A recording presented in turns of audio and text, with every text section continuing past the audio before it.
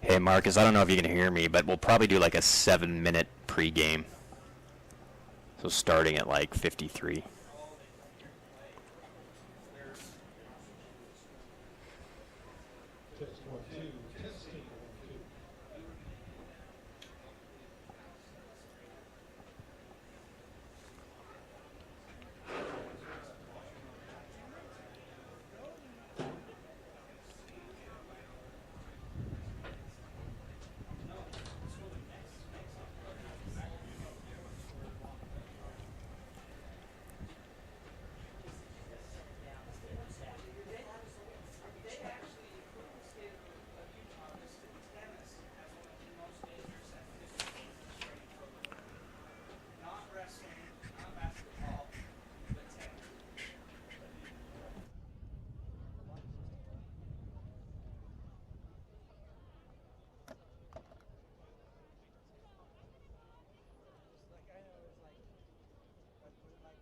The Utah High School Activities Association has created a statewide sportsmanship program, Raise the Bar, to promote positive and appropriate behavior at all high school events. Spectators and fans are encouraged to be passionate, enthusiastic, and be supportive as long as it remains positive. Let's adhere to the UHSAA policy and do rowdy right. Cheer for your team, not against the competition.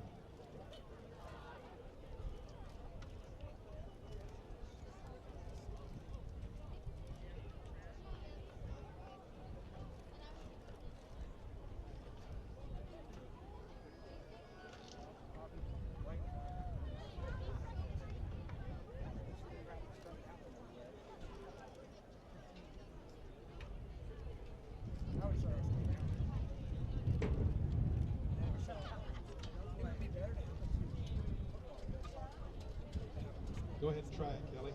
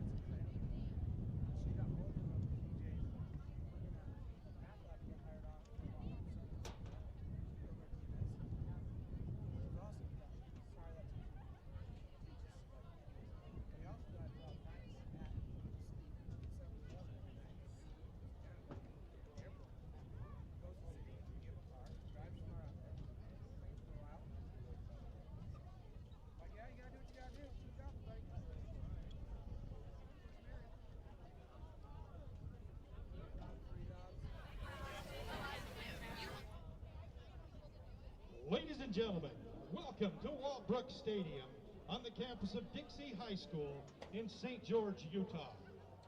Here at Dixie, we bleed blue, and more importantly, we support the blue. Ladies and gentlemen, please stand and show your support and give a big round of applause for the brave men and women of law enforcement. We want to thank these brave men and women for their service to our community. And now, ladies and gentlemen, we ask that you please rise and remove your hats. Today, our colors are being posted by the Dixie Junior ROTC under the direction of Cadet Senior Master Sergeant Lamb.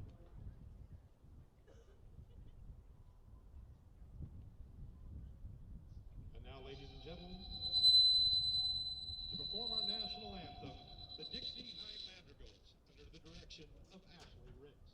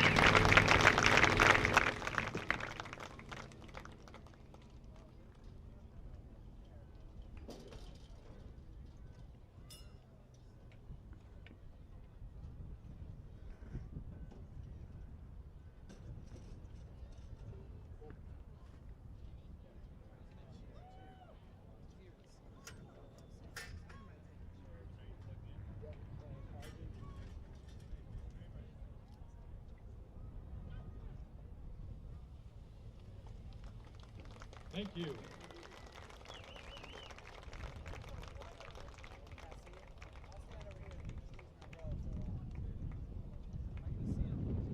We'd like to thank Springville High School. This is the 11th year these two teams in Washington, Utah. We're live at Walbrook Stadium for the Dixie Flyers. They're taking on the Springville Red Devils. Always a great game, the endowment game for both of these teams. They've been doing it for years, and we just had our national anthem. We're about to have a flyover here at Dixie Stadium. It is Colonel Field as well as Dakota Black Bear, who was a state championship football player here in 2012, and now he's flying the plane, ladies and gentlemen. It's just about to cross over the field, and what a spectacle here to start the season. We got a pretty full crowd here on the Dixie Flyers side. Their student sections are actually at either end zone. Springville has 3 students, and Dixie has 50, and then on the opposing stands, you have the Brave Souls, who are sitting out in the sun-blasted metal bleachers for the first game of the season as they travel down from Springville. You can watch this game right here on sportsradio977.com. We will be going to radio when the Pineview Ridgeline game comes to a conclusion. Right now, Ridgeline up 21-14 over Pineview, and we'll try to keep you up to date on all Region 9 scores throughout the game here as the Dixie Flyers and Springville Red Devils are about to kick off here in about 5 minutes. You're listening to the Interior Design Center pregame show. Like them on Instagram to see some of their stylish looks, or visit interiordesigncenter.com. And, of course, our title sponsor this year, Sullivan Homes. You only build your dream home one time. That's why you need it done just right. Visit sullivan-homes.com. Appreciate you checking us out here. For those not at the stadium but want to still support your Flyers, sportsradio977.com. We talked with head coach Blaine Monkers a little earlier on the Devin Dixon show. He loves this matchup. This is his second stint with the Dixie Flyers. He's been all over the place up in northern Utah. He loves Coach Child over there for the Red Devils and always looks forward to this game. It's usually up in the 40s. Last year it was a 20-21 game, and it was a little low scoring. At Media Day, they said they'd short up some of their special teams, had the Dixie Flyers, and they're trying to kick it through the uprights in close games. They had some tough ones last year against Springville in Game 1, of course, against Pineview later on in the regular season. It's always fun to be here, though, at Waltbrook Stadium. Mike Bair, the athletic director, down on the field talking to the referee. I would say some masks on the field being worn by staff and on the other side as well. And a great crowd here for Friday Night Football for the Dixie Flyers. They're showing out, and we can't wait for this one to get started. Of course, Rick Barry back in his second year now since he left after a state championship, his first go-around with the Flyers. He's back for his second season with rejoining Coach Monkers. And brand new quarterback this year. Think about the legacy of quarterbacks here. The Dixie Flyers, Blake Barney, Mike Sharp, Jacob Barbin, and now his little brother, Bronson Barbin, youngster, who I've never seen throw a football, not in 7-on-7 or anywhere else, and he is getting raved about by the Flyer faithful. Not only can he throw it, he can run it a little bit. Now, classically, Flyers quarterbacks are always dual threat, can run it like crazy. Reggie Graff last year could run it 80 yards for a touchdown. Coach Monkers said Bronson ain't going to do that, but he's going to stay in the pocket, and he'll throw the ball around, and they're going to post some yards. Now, the big question is who is going to emerge as the primary targets for Barbin at the receiver position. Dixie always seems to reload a bunch of guys. You have no idea who they are, and then after a couple games, they become the stars of Region 9. He said he expects to have 8 wide receivers tonight go in and out in rotation for the Flyers to try to determine who will be the playmakers this season. We remember Hunter Knight, number 10, last year, who got some carries and some pass targets. He'll be playing safety on the defensive side. Alex Maycock at running back, who played a little bit last year. He had a breakout game against Hurricane last season. He's wearing number 30 for the Flyers. He'll also play some linebacker for Coach Monkers and Coach Barry. And we're about to have the coin toss. We'll give you our Sky Mountain Golf Course starting lineups here shortly. Hit it to the sky at the beautiful Sky Mountain Golf Course in Hurricane. Schedule a tee time at 435-635-7888. I think the temperature at game time is about 108 degrees. Down on the field, it's probably 114. And up on top of the press box, where CEC TV is shooting the pictures for us tonight, it's probably 120 degrees. So we appreciate the effort and the ability to show you the game on video for those that are unable to make it to the stadium, especially with regard to the pandemic and wanting to stay home, but still bleeding Flyer blue. Quite the spectacle in the pregame. Cool to see the flyover and the old school classic airplane that went over the field to honor the heritage of the Dixie Flyers. Out to flip the coin for the Flyers is Hunter Knighton. And for the Red Devils, that's Kevin Kolomalu. Only one captain per team in an attempt to social distance. Both coaches out there wearing masks. And Dixie Flyers will receive to start the game from the north end zone, as Braden Wilson will run out on the field. Look out for Bronson Barbin. He's a big fella for a junior. Remember him from last year, was kind of over the shoulder of Reggie Graff, learning the system, and that's one of the benefits, is only a junior, but he knows what the heck's going on. I mean, Dixie's offensive playbook, pretty complex, but Coach Monkers earlier today said he's known it for the last couple years. So they've got the full complement of plays ready to go tonight against the Red Devils. And this game from last year and this year matters more than it ever did because it factors into playoff seeding.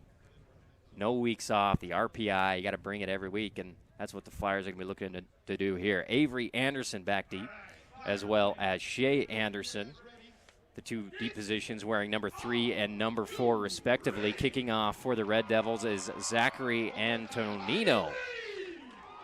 As PA announcer gets everybody fired up here at Walbrook Stadium. It's football time in Dixieland. Here we go. Puts his white cleat into it, into the back of the blue Flyer end zone, and we'll have a touchback. The first kickoff of the season. And here comes Bronson Barbin, number 13. And your Sky Mountain starting lineups. Bo McGivern, number 17, will be wide left to start for the Flyers. Number 9 is Easton Ellett. He'll be in the slot position. Number 10 is Hunter Knighton. He'll be on the right slot position.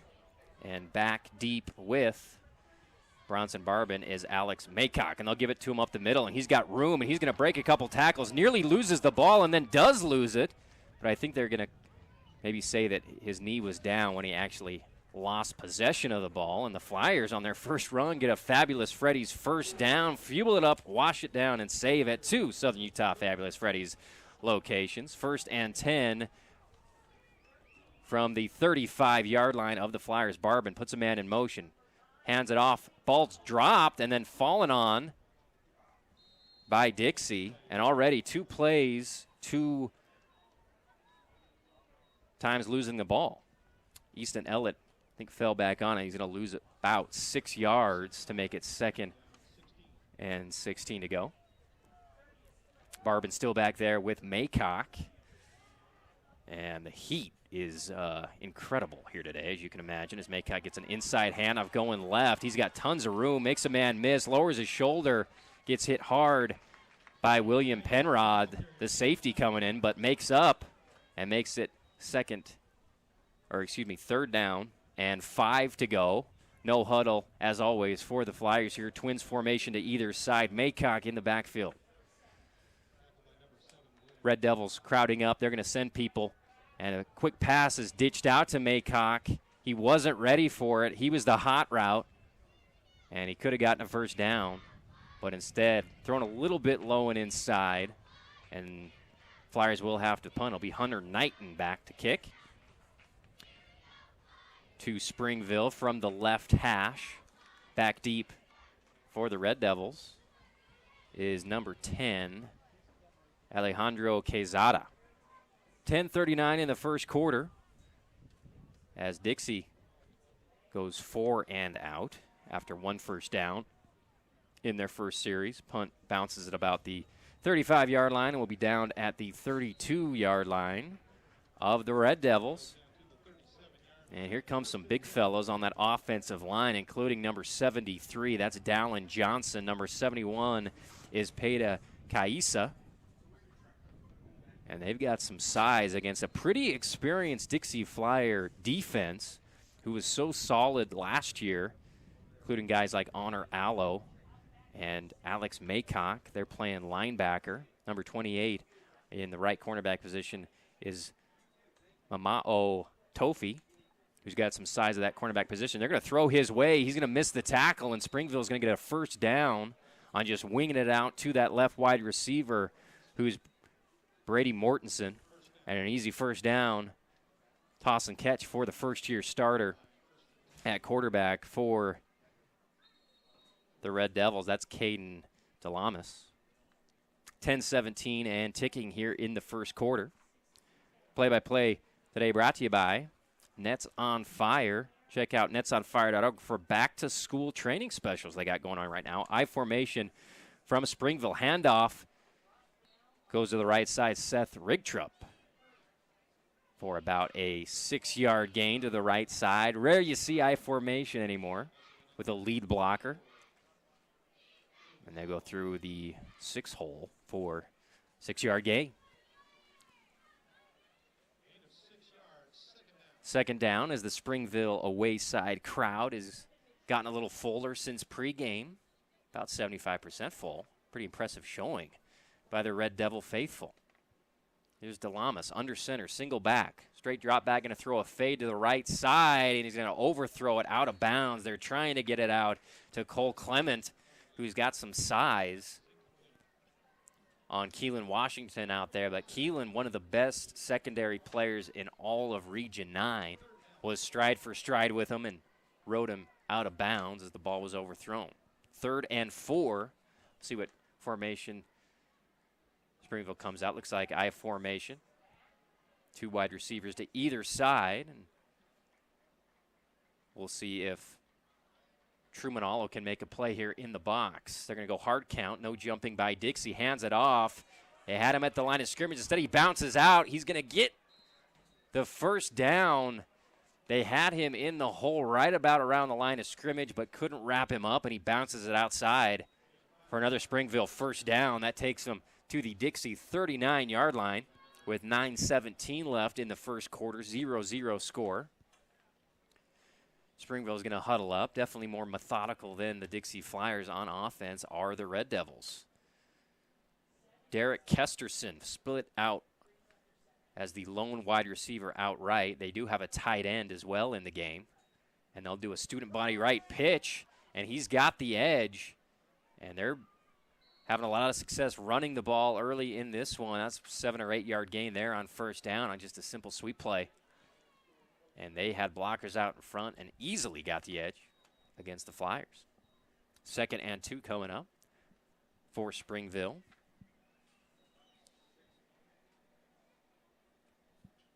Learn a lot about your team on both sides of the ball, obviously, on week 1. That's one of the things Coach Monker said in the pregame show. Red Devils come out in a trips left formation. They got 5 wide, empty set, 2nd and 2. Might be looking to do a draw or a little bubble here. And no, they'll throw a little hitch to the slot. He's going to turn around and run past everybody. He's going to go all the way in for a touchdown. That's Cole Clement with the first score of the year for the Red Devils. And a pretty smooth possession there for Springville. We're able to move it running the ball and some easy passes and catches. Getting rid of the ball quickly was Caden Delamos. And that time, Dixie was in position. He just spun the other way and got a block on the sideline and went in untouched for the touchdown. Zachary Antonino in to kick the PAT. And it is up and shanked it low and to the left. No good. Kicks this year brought to you by Simply Wisdom Teeth. They always have a great low price of $899 to get all 4 wisdom teeth pulled, including sedation, with over 400 5-star reviews. Check out what people are saying about Dr. Hendrickson at simplywisdomteeth.com. Well, great position there for first-year starting quarterback Delamas. He got a lot of help from Seth Rigtrup in the running game. They're running a sweep. They ran it in the box and got chunks no matter where they ran it, and some easy passes to get the touchdown. Dixie on their first possession had 4 plays. They were able to run the ball, Alex Maycock, but they had a big loss on a jet sweep play. They dropped the ball on the turf, lost about 7 yards, and couldn't recuperate. 6-0 the score on your one-loss scoreboard. 9 minutes exactly left in the first quarter. As they're blasting some, what is this, Chumbawamba? Good hell. Here we go. Antonino back to kick it off. See if it will be receivable from either one of the Andersons, Avery or Shea, both back there, to bring it back. He's going to kick it low, and it's going to be returned by the up man. He's past the 30, and then he'll get tangled up and dragged down at about the 34-yard line. 34-yard line, excuse me. And that's where the Flyers will take over for their second possession of the game. Appreciate Sand Hollow Resort bringing you our big hits of the season. Sand Hollow, 27 beautiful holes. You can stay at the Villas or check out a show at the new Red Rock Bowl music venue. Follow them on Instagram or Facebook To keep up with events, or call 656-GOLF for tee times. 1st and 10, straight drop back pass for Barbin. He's going to throw it over the top, just overshoots his intended receiver, Easton Ellett, on 1st down, just going a go route on the left sideline, and just falls incomplete. Barbin's got that QB swag, both wristbands on either hand, down by his wrists, where I guess wristbands go, doing the old Jim McMahon. You don't see that very often anymore. He can straight drop back again. Going to be rung out of the pocket. He's going to run it left, shows off his footwork, and he's going to catch. He's going to catch the stick maybe right on it. Let's see. Yeah, they're going to run it down. 1st and 10. Another Fabulous Freddy's 1st down, as we see Barbin run for the first time this year. And they call him a pocket passer, but he can run it a little bit.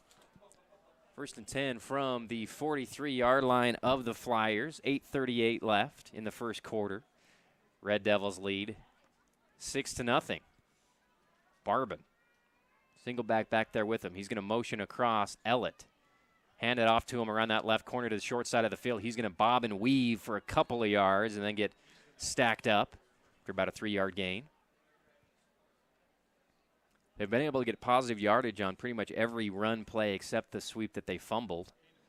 They're getting some movement up front, even though they have a sizable disadvantage in the trenches on both sides of the ball.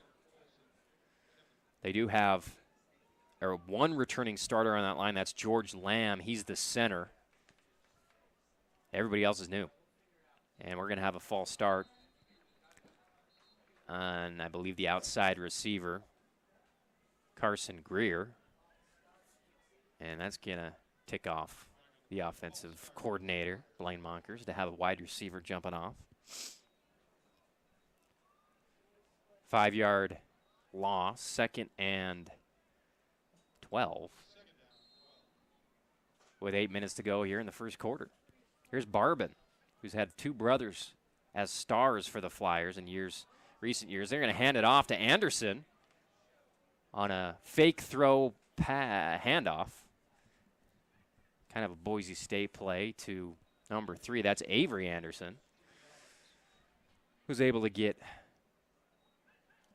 5 yards, get him back to 3rd and 8. Anderson comes off the field. That's Shea Anderson, as Avery remains in the game. Twins to either side, 3rd and 8. Let's see if Barbin can convert his first throwing 1st down of the year. Straight drop back, going to throw it up high to Hunter Knight, who's going to catch it right at the sideline. Beautifully timed, right in the breadbasket before he trots out of bounds for another Dixie Flyer Fabulous Freddy's 1st down. All the way to the Sun Devil 30-yard line, and here we go. Got a chance to enter the Team D Auto red zone here after about 5 more yards. Knighton hands off to Maycock, who gets grabbed, spins around, and goes forward. He's had a good game so far, probably averaging 6 yards a carry or so. 7 minutes left in the first quarter. I keep saying that like I'm on the radio, but I guess you can see it on your screen. Barbin, 2nd and 6. Twins to either side. 1 man high for the Sun Devils. Dropping back again. Little screen play out to Maycock. Good block on the edge. And Maycock's easily going to get a 1st down, and he's going to spurt in. Seemed impossible for him not to go out of bounds there, but he tiptoed the line and gets in for the first Dixie Flyer touchdown of the season. Nice little dump off to Alex Maycock. And you got to give credit there to Kenneth Erickson for making the block to spur on the score. I don't know how he stayed in bounds. 6-6. Let's see if they can poke one through here. Number 45. I don't have a name for 45. Lefty. Up, good. 1 point lead now for Dixie. And your kicks this year brought to you by Simply Wisdom Teeth. Dr. Hendrickson, over 400 5-star reviews. SimplyWisdomTeeth.com. 400 5-star reviews. That's better than the Game of Thrones. We'll be trying to keep you up to date on scores from around the region. At halftime, Ridgeline leads Pineview 21-14.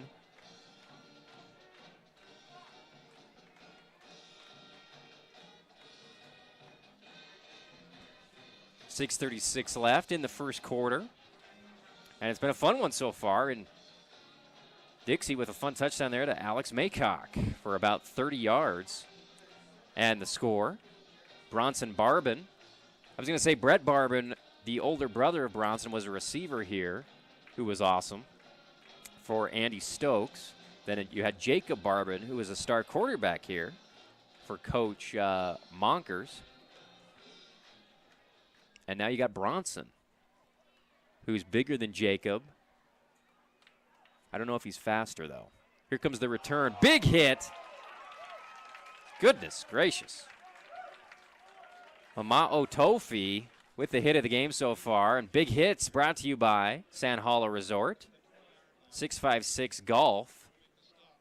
656 Golf to call for your tee time.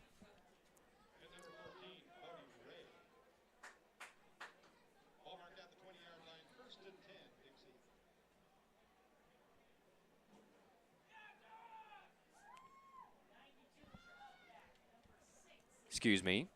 Back to the action. Springville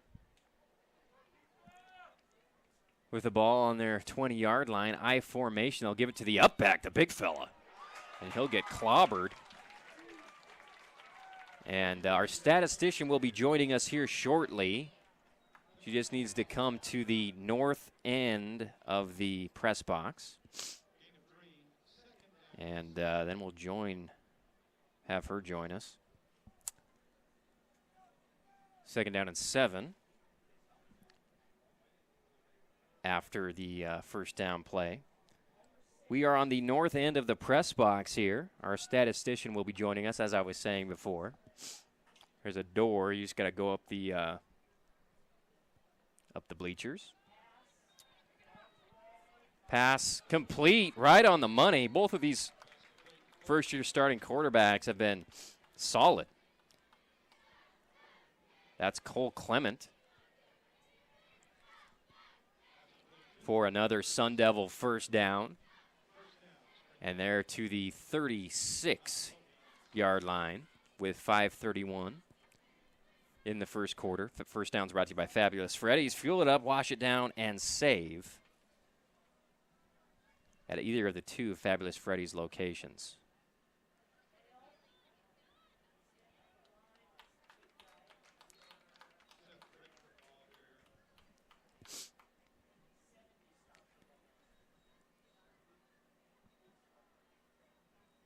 Second and 8 coming up for Springville. 8 games in Region 9. We got 8 teams in Region 9 now with Crimson Cliffs.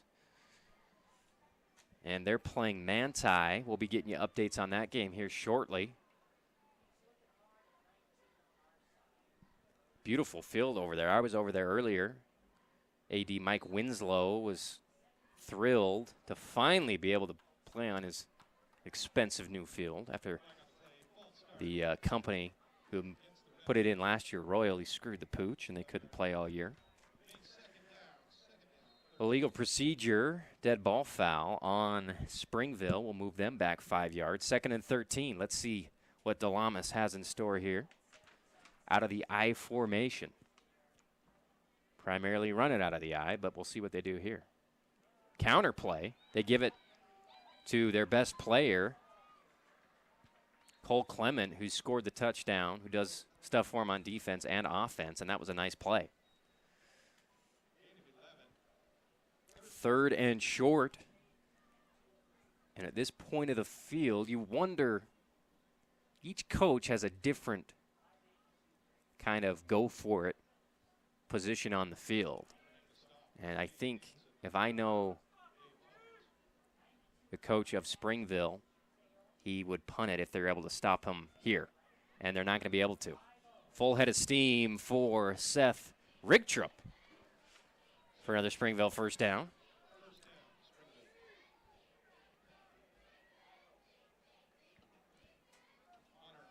First and 10 for Springville. Been impressed really by both teams' ability to both run and pass it a little bit tonight. Both super balanced. And here come the Red Devils in the shotgun. Twins left. Delamas. Low snap, almost drops it, and then they're going to get tied up in the backfield. Seth Rigtrup. Great job by Erickson and I believe Cox to get in the backfield and make the play. Our statistician has arrived. And she's prettier than the agency told me, so that's good. Second down and 11 for Springville.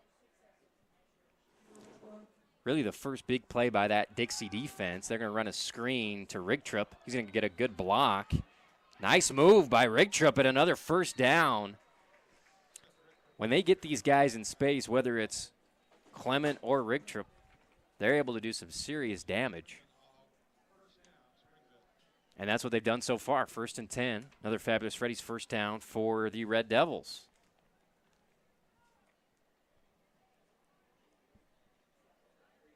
I'm impressed by Springville's visiting fans, if you can see that on the stream. They got some umbrella. I mean, it's 150 degrees over there. Your sun just reflecting off the hot bleachers. But they're powering through because this is a big rivalry. Has been for a long time. Handoff, I formation goes up the middle. New running back in, but he's still going to get some yards. Rigtrup gets a breather. Instead, they hand it to William Penrod. Second down and 6. Linebacking core, fairly experienced, as we talked about in pregame. Maycock back there, he's kind of going both ways, which is rare for a Blaine Monkers team. Truman Allo, number 34, in the middle. And Bodie Ray, who had an excellent year for the Flyers last year's return, so a great linebacking core for the Flyers. However, Springville's got some big hog mollies up front, and they're pushing some people around. Second down and 6. Delamont. Reverse to Rimrod. Big hit by Keelan Washington to meet the block. He lit up number 73, Dallin Johnson, but another first down on a creative play by the Red Devils. Another first down brought to you by Fabulous Freddy's.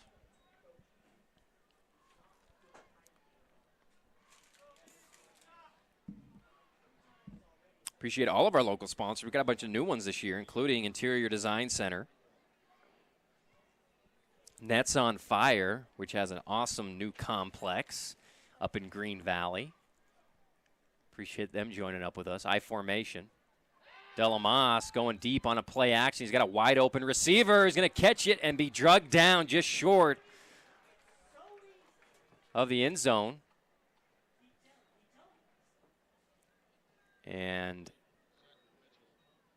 that's Zachary Mitchell, who ran a on the play action, just a big fella, tight end. Everybody forgets about that guy. And he was wide open, run a flag route, almost got a touchdown, but the tight end never gets a touchdown. Now they're just going to hand it off to the running back, and he's going to score again. Actually, they're going to split out Mitchell to the left. They got the big fella, number 92, Kolomalu at fullback. Let's see if they just hand it to Penrod, and they do, and he's going to be stuck. Great play there by Maycock, running back on running back. Makes the stick at the goal line. Big hit, Sand Hollow big hit. Second down and goal to go. And we'll see if they just let the first quarter run out here. And it looks like they're going to, and they'll go to the other side of the field and try to run it in front of the Dixie student section. Now, the student sections are supposed to be on either side of the end zone. And they are, now that I'm looking. Springville student sections are sitting up against the back of the fence, I think, trying to get some shade. And the Dixie student section is like, are you kidding me? It's 120 degrees down here. We're going up in the shade. Social distancing my eye. Second quarter, it'll be the Red Devils ball. About 2 or 3 yards to go for pay dirt. Appreciate Scott Gibson and the Scott Gibson team from Intercap Lending. They don't mask their rates or their fees. See how much the Scott Gibson team can save you today. Call or text 435-619-8080. Are you writing this down, folks? 435-619-8080. That's the Scott Gibson team at Intercap Lending, one of our new sponsors this year. Also appreciate Luke Udy. If you're shopping for insurance, that's not fun. Not nearly as fun as watching your favorite team win until you save a ton of money on home, auto, or life insurance. Call my guy, Luke Udy, today. If you still have that pen out, 435-251-9102. 12 minutes put back up on the clocks. Springville trying to retake the lead against their arch nemesis from down south in Dixieland, the Dixie Flyers. And they're playing Fallout Boy, which is Devin Dixon's favorite band. Pathetic. Second and goal. Here we go. Red Devils. Delamos. Pistol formation. Or no, I formation. They got the big fella, Clement, in there at tight end. They got the bigger fella out wide left. And let's see if they're just going to do another counter. Beautiful play. And perfect execution. You thought you had them dead to rights. If you're Dixie, they're going right. You got penetration, and then they just hand it off. They got a pulling guard to blast through the hole, and another touchdown for the Red Devils. You don't see that a lot. You think about this Dixie defense, every team in Region 9 except Hurricane runs the spread. There's nothing where the quarterback's under center and is going action one way, a classic counter the other way. You don't see that ever anymore. But Springville's one of the lone teams who still runs an offense from 1988, and it's working for them. They're going to go for two because they missed the PAT in the first drive. Delamos under center. He's going to throw a fade. Back shoulder fade, and he's going to throw it low. And good coverage by Knighton to keep the bigger guy locked up with him and didn't give him space to turn around and make a play on the ball, because that's an impossible play to guard. A guy who's 6 inches taller than you, and you're going to throw a back shoulder. All he's going to do is pivot it and catch it. But good job being physical with him. 11:52 in the second quarter. Play-by-play brought to you by One Law. One Law makes it easy to find highly skilled, passionate attorneys. Check them out at onelaw.com or download their free mobile app on Google Play or the App Store. Are you writing this down? 11:52 in the second quarter. Try to get you an update from the Crimson Cliffs game. You can also watch that game right here on sportsradio977.com. But you're having too much fun watching this game. We had a 5-point game, and here comes Antonino with the kick. Driving kick. Bounces at about the 4-yard line and then bounces out of bounds. That's a flag. And the Flyers will get it, what, at the 35? Big whoopsie-doo there by Antonino. He'll be getting an earful from the special teams coach, who also doubles as a science teacher back at Springville.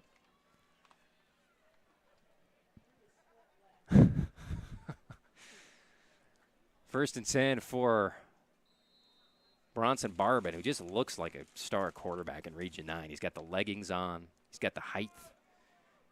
And he's got Avery Anderson as the running back. Straight drop back on first down. He's looking to hoist. He's going to roll out to the left, throw against his body out of bounds wisely, take a hit from Porter Small, and will live to fight another down. And it'll be second down and 10. from the 35-yard line. Both Avery and Shea Anderson in there at slot and running back, respectively. They're trying to give Alex Maycock a breather as he's going both ways for the Flyers. Twins to either side. And here's Barbin. They're going to huck it again. Skinny post. Beautiful throw right on the button to Carson Greer. And another Dixie Flyer first down. And Greer's first target of the night. And a little sauce on that one from the junior quarterback. Put it right on the numbers. Desert Hills leads Murray 6-0 with 8 minutes left in the first quarter.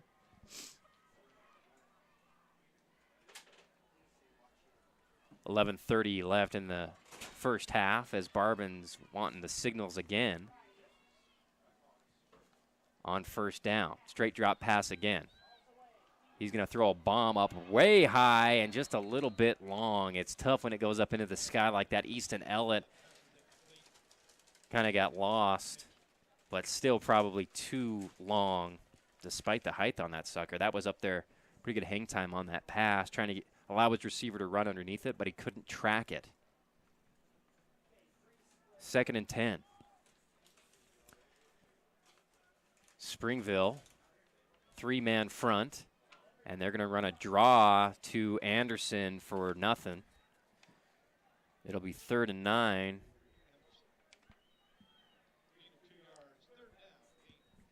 For the Flyers, Hurricane losing 14-0 to Richfield. 3rd and 8. Motion. Handoff goes to Washington. Trying to get the first down. He's going to get over midfield. We'll see if they say this is 4th down territory, and it doesn't look like it. They're bringing in the special teams squad to try to pin Springville deep. 7-12 is the score. 10:36 left in the first quarter. Appreciate. Heck, look at these Dixie Flyers. Goodness gracious. These fans are filling up this place. Desperate for sports, and they've come out to support the Flyers in game 1. Punt dropped. He's going to still have time to kick it away, and his ball's going to land at the 2-yard line and bounce into the end zone. Good effort there by Bo McGivern to try to save it, but all for naught will be a touchback. And Springville will take over in their own territory. It's 20-yard line. Payson is tied with Canyon View 6-6 in the first quarter. Whew.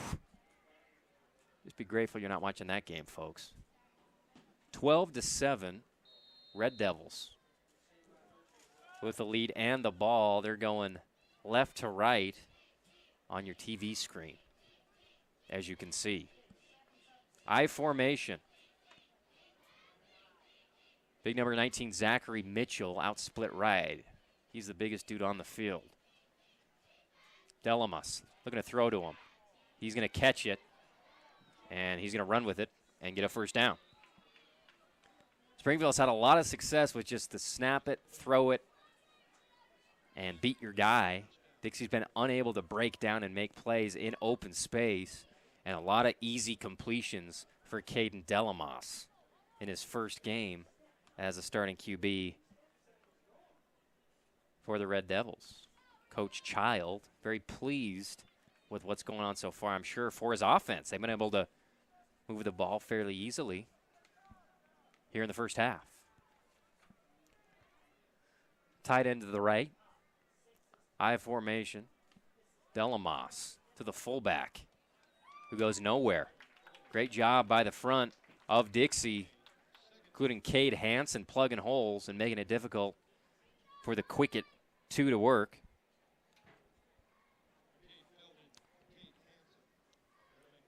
And it'll be 2nd and 10 for Springville, who went 6-4, I believe, last year. Dixie was picked in the Deseret News Coaches preseason Region 9 straw poll to finish 2nd behind Snow Canyon this year. Snow Canyon is blasting Cypress. Their game started, I think, at 5:30. Handoff goes to Rigtrip, who gets tripped up by Hansen. 2 good plays in a row by Cade Hansen, who's a junior. A lot of youth on this defense from last year returning, and they're going to have some more guys back next year. including Hansen. Maycock's a senior. Truman Allo's just a junior. Ama'o Tofi, number 28 here, near side cornerback, is a junior. Too high for the Dixie Flyer defense on 3rd and 10. We'll see if they send pressure. And no, they're going to play it straight up. Just send 4. Ball's lofted up high, and it's intercepted by Dixie. Here comes Bo McGivern. He's going to take it all the way back into Springville territory. Ball was just lofted up high and in the middle. It was intended for Walker Deedy, and McGivern just plucked it from the clouds and then ran it quite a ways to put Dixie in a great position to potentially take the lead here in the second quarter.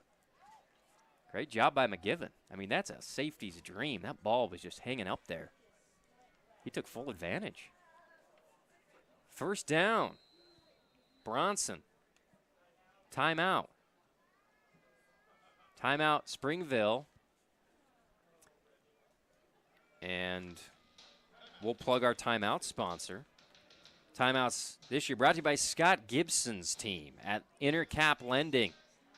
They don't mask their rates or fees. See how much the Scott Gibson team can save you today. Call or text 435-619-8080 at the Scott Gibson team at Intercap Lending. Also appreciate our friends at Team D Auto Sales. Dixie Flyers are in the Team D red zone right now. Team D won't be beat. They're now offering consignment. Go see Jason and Parker at Team D Auto, 488 East St. George Boulevard, or teamdautosales.com. 1st and 10 from the Springville 25-yard line. Dixie trying to take the lead. Here's Bronson Barbin. He'll be in the shotgun. Twins to either side. Near side slot is Easton Ellett, who's a playmaker. Split out wide is Joshua Barney. And here's Barbin. Motion. Fakes a handoff to Knight. Instead gives it to Maycock on the counter play. And Maycock will go for 6 or 7. He's had a heck of a game. He's probably gotten 5 carries. Probably got 30 yards. 7:54 left in the first half. Both offenses, I think, having a lot of success. Even though the score is relatively low for these two teams that usually score up in the 40s when all's said and done. That's still possible tonight. Trips left. Barbin takes the snap, hands it to Maycock. Maycock lowers his shoulder, powers through, trying to reach for the stick. And he's right at it. We'll see if the ref wants to be a tough guy and not give it to him. No. He's going to be a reasonable guy and give him the first down. Fabulous Freddy's first downs brought to you by Fabulous Freddy's. 2 Southern Utah locations, River Road and Bluff Street. Quick running tempo here after the first down, and they're going to say we have a guy lining up off sides, which is why you do that. Get up to the line, catch the defense unaware. Some dopes off sides. Be 1st and 5 now for Dixie. I usually hate that because you get a first down, you run down, and it's like you want to get to the line so you can run it into the line for a 1-yard gain. Like you're in a hurry to get to 2nd and 9. Just run a play. Don't worry about being so fast. But that time, they get what they want in that situation, which is the defense not knowing what's going on, and they're not ready, and you get a 5-yard penalty. 1st and 5. Barbin hands it to Maycock, who bounces it outside, breaks a couple of tackles, and gets right around the first down marker again, and he got it. 1st and goal from the 4-yard line for Dixie. Got a chance to get this crowd up on their feet, dressed in blue and a decent amount of denim. Barbin hands it off. Maycock grabbed, brought down. No gain. Staying in the shotgun as always, even in the red zone, is Barbin. 4 receivers. And they get their new signal in from Coach Monkers. And we'll see what they do here. Let's see if they keep Barbin in the pocket or they want to sprint him out. Maycock shifts sides. They're going to motion. And they're going to give it to Ellett around that right side. And he's going to dive for the pylon. Touchdown. Dixie Flyers. Easton Ellett with the carry. It'll be a 3-yard score on the jet sweep. Great job on that right side. Getting blocks for the speedster. And Dixie will regain the lead. Now they're probably going to go for 2 in order to make it a 3-point game. Springville chased points early after missing that PAT. They went for 2. They're just 12. And now Coach Monkers is going to go for 2. Barbin looking for the fade. No, looking for the hitch. Post. Whatever it was, it worked. Joshua Barney catches the 2-point conversion. And Bronson Barbin, what a drive for the Flyers as they take the 3-point lead, 15-12. And I'm going to step away just for about 30 seconds, folks. And we'll be back with the kickoff.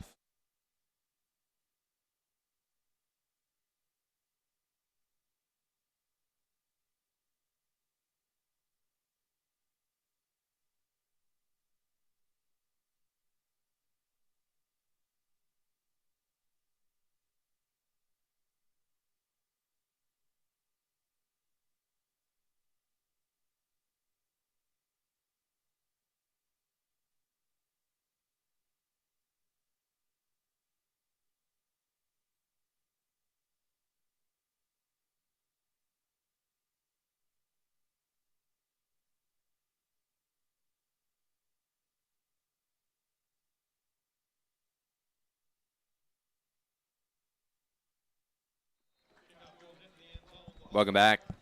You're watching the Dixie Flyers and the Springville Red Devils. Springville's a nice town. I go up there probably a few times a year. And, well, I don't have much to say about it. But I like it. Go there quite a bit. It's growing. That's the important thing. It's great, like Lehigh.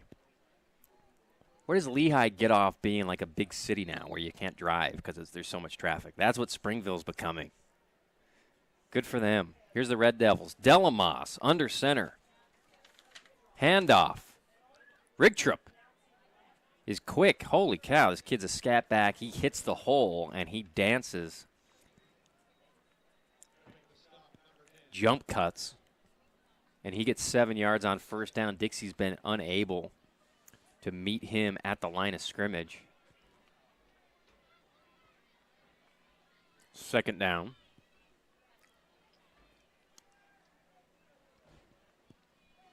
Second down and 3. 5:38 left in the first half. Springville just kind of nickel and diamond. No huge plays, but they've been able to run it and throw it successfully. Student body right. Pitch to Rigtrup. They've had success going to the edges. He makes people miss. Great job by Rigtrup. What a run. We have a Dixie Flyer down, and there's a flag right next to him at the 32-yard line. This one might be coming back. The white hat is examining. Personal foul. Head-to-head contact on Springville. Probably a crackback block, I'm guessing. And that'll be a 15-yarder against Springville. Trying to get a number on the kid down, but you got the trainer and a couple coaches out there.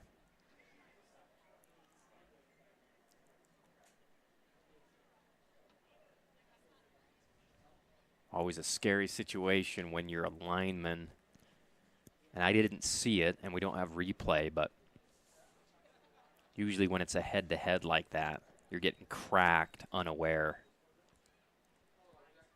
as a defensive player trying to pursue the ball carrier, and you don't see the blind side hit coming at you. They've turned him over on his back, and they're trying to see if they're more concerned about his leg or his. They're clearly trying to figure out his head first. If there was a head-to-head collision, obviously, trying to determine his state right now. During the injury timeout, we will try to get an update for you here.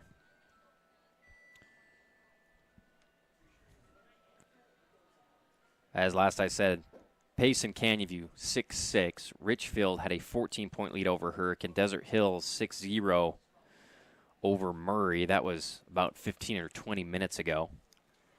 And, of course, right here, Walbrook Stadium 15-12. Flyers with a 3-point lead as Flyers take a knee, awaiting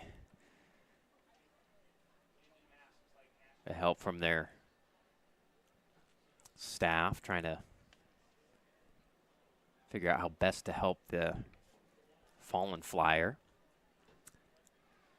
Springville will have the ball on about their own 17-yard line after the penalty.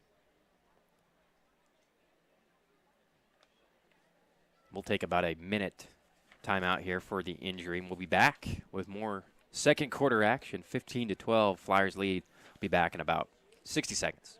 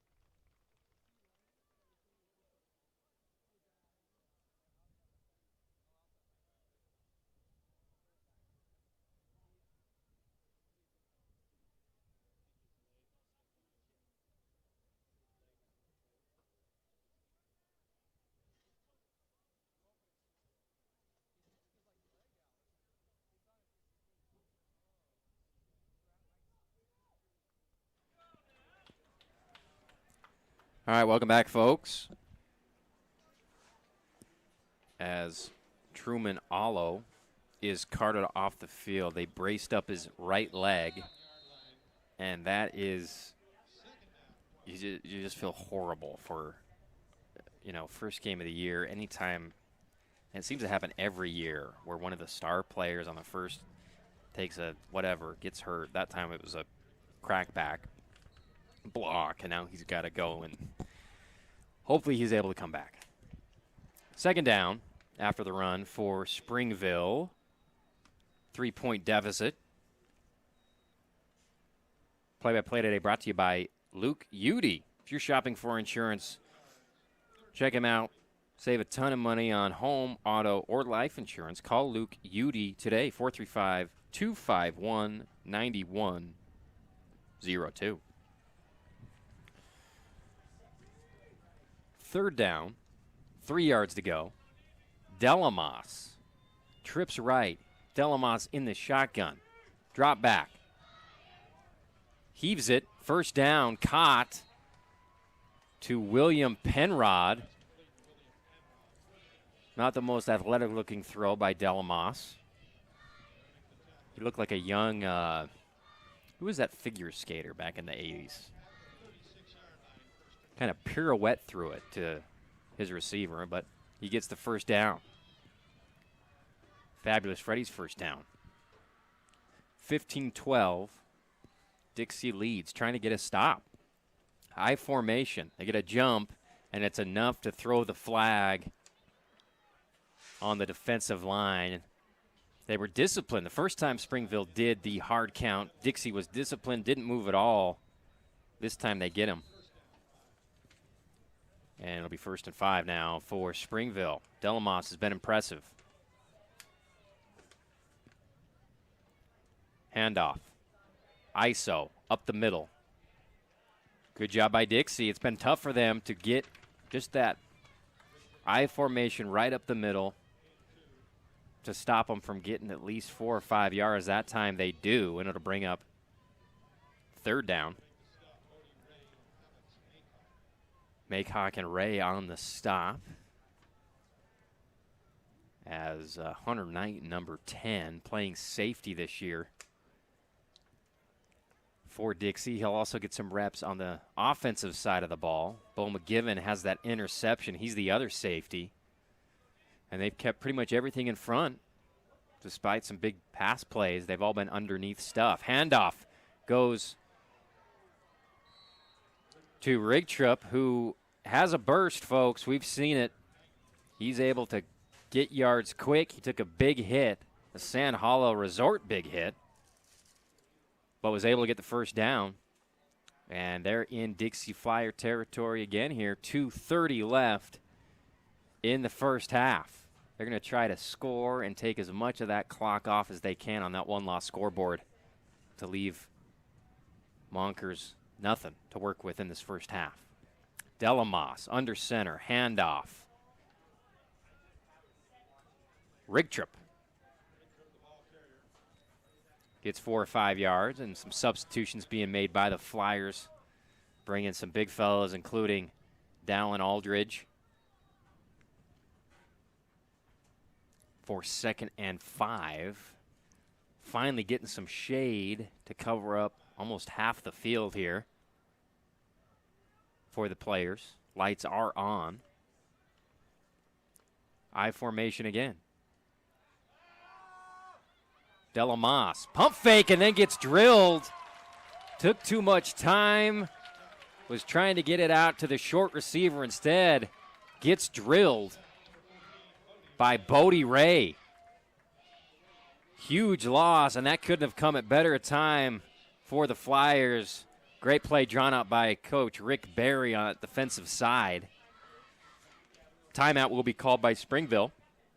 1:21, 3rd and long for Springville. Now the question is, do you dial it up again if you're Coach Barry, or do you play a base D and just try to keep it in front and get a punt? We'll see what he does.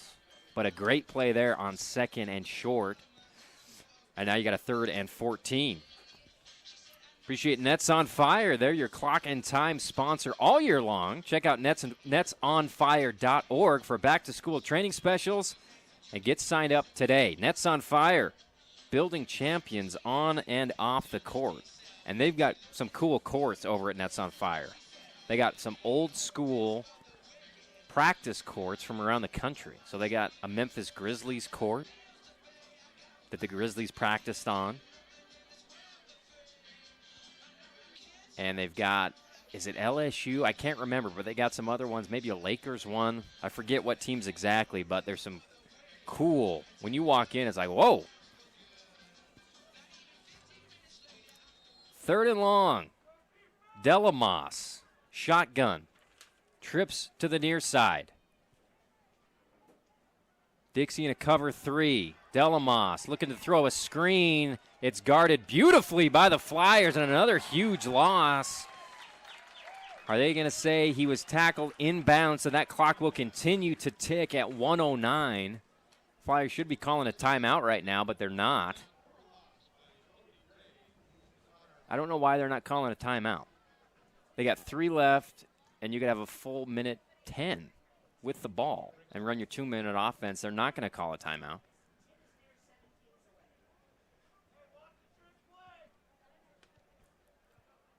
Back deep for the Flyers.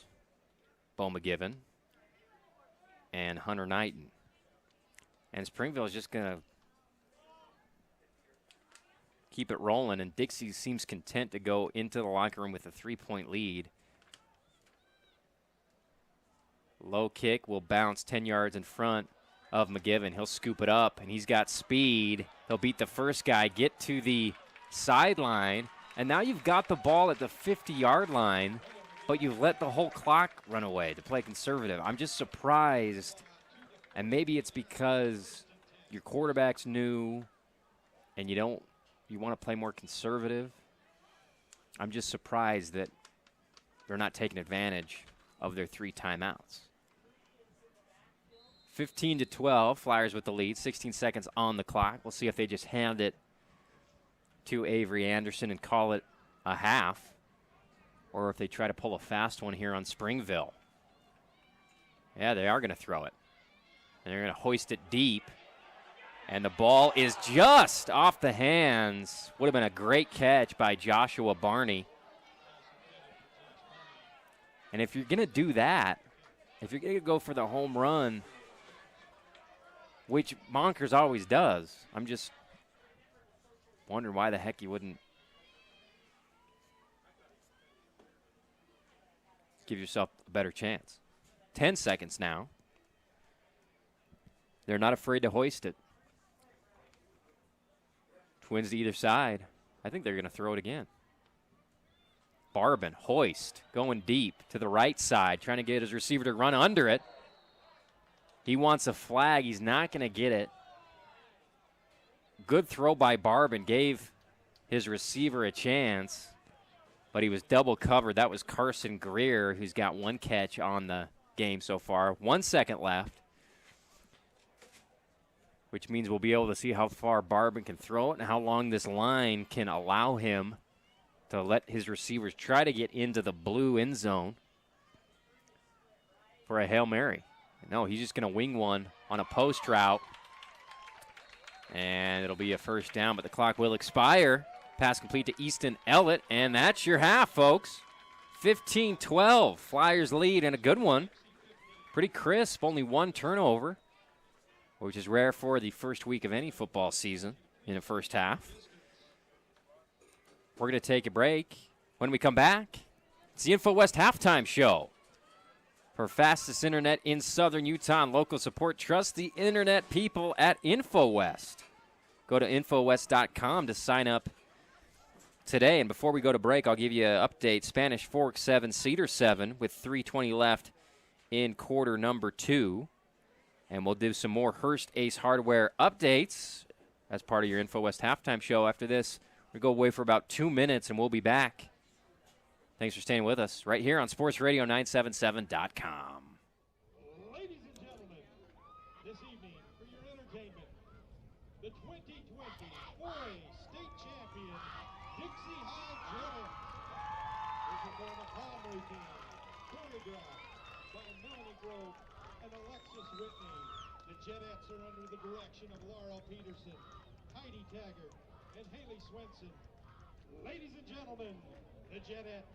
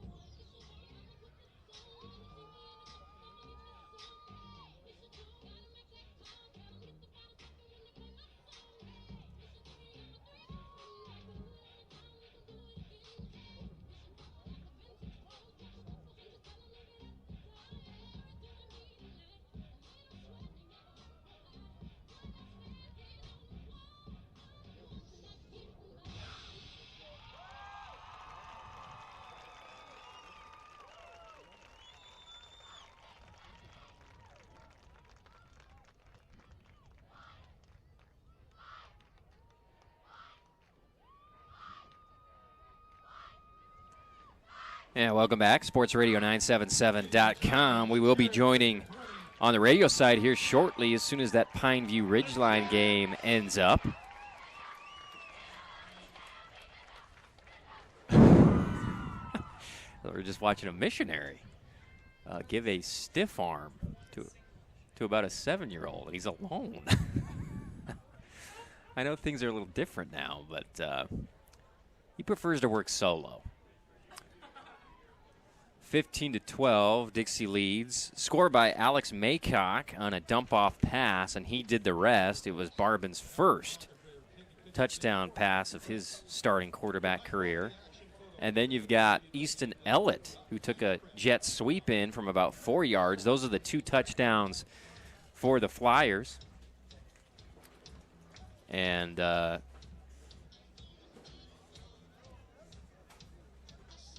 Springville's been impressive on offense, been able to run the ball. Dixie made a couple big plays, including that blitz Bodie Ray sack, which saved a potential good drive by Springville. Dial up right at the perfect time to pin them back on 3rd and long. Dixie then got the ball. There was about 1:10 on the clock, and as I keep harping on, they didn't call any timeouts. They played it conservative, and they went to break with a 3-point lead. As I said before, Spanish Fork 7, Cedar 7 in quarter number 2. Payson Canyon View tied at 6. Richfield was up 14-0 against Hurricane. That was a while ago. Desert Hills up 6-0 against Murray. And the last score I have for Pineview, or Crimson's up 7-0. Hanson had a 50-yard touchdown reception for the Mustangs. Their leading man, Ty. Good for Crimson, their first home game. Putting on a show for the home faithful.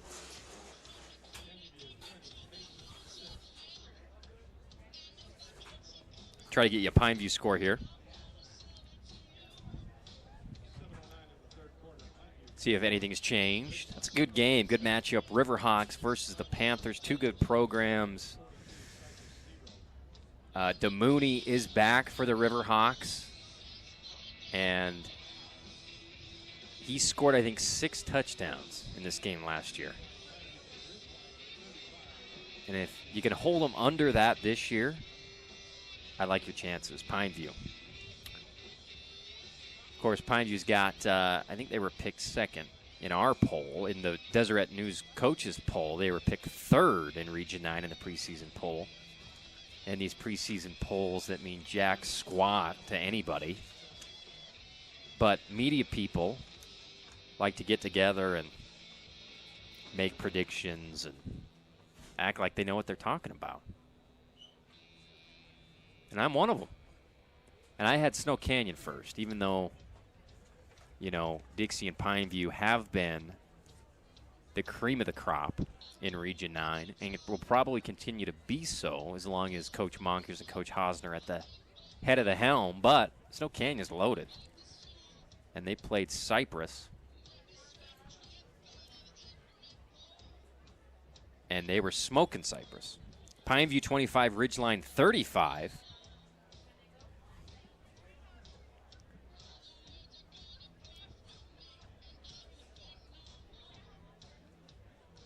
And now it's 35-28. 35-28. Ridgeline leads Pineview in week 1. So far, Pineview's down. Hurricane's down. And everybody else is either up or tied that I am aware of. Now, these scores have definitely changed. 10 minutes left in the 4th. Pineview with a 7-point lead. Excuse me, Ridgeline with a 7-point lead over Pineview. We're going to take another few-minute break. You can stay with us and watch the pictures, CEC TV crew, or you can go to the kitchen and grab yourself a popsicle and get ready for the second half because it should be great. Got a 3-point game, and we'll be joined probably in about 20 minutes on the radio side. But for now, we're going to take a 3-minute break. We'll be back with the second half. After this, you've been listening to the InfoWest halftime show, as well as Wilkinson's The Light Experts. Check out Wilkinson's for your light and fixture and fan needs. Contractors and homeowners can rely on Wilkinson's. They've been doing it for years, folks. Across from Fiesta Fun in St. George. Light it up, Region 9. Take state from the light experts at Wilkinson's. Also appreciate Hearst Ace Hardware, who are bringing the Region 9 updates this year. It's a hardware store and so much more.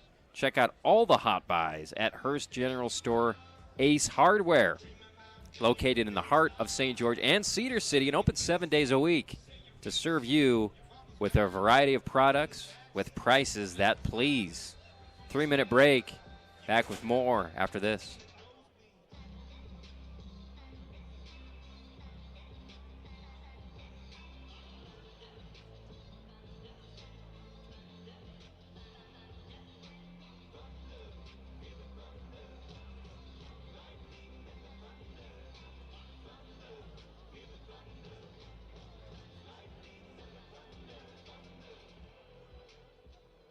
Feel free to support our snack bar with delicious popcorn from Wingers, Chick-fil-A sandwiches, soft drinks, hot dogs, Gatorade. After the game, go by Wingers, get some great chicken wings, enjoy the popcorn.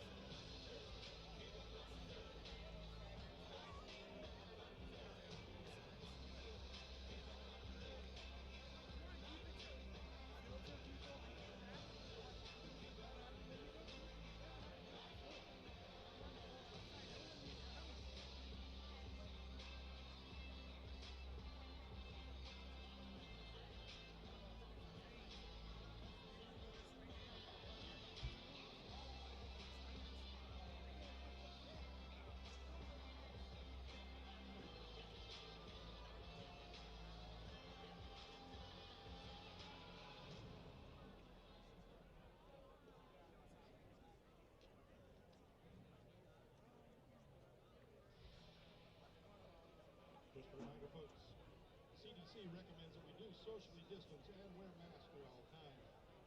Utah High School Activities Association and Dixie High School support this initiative.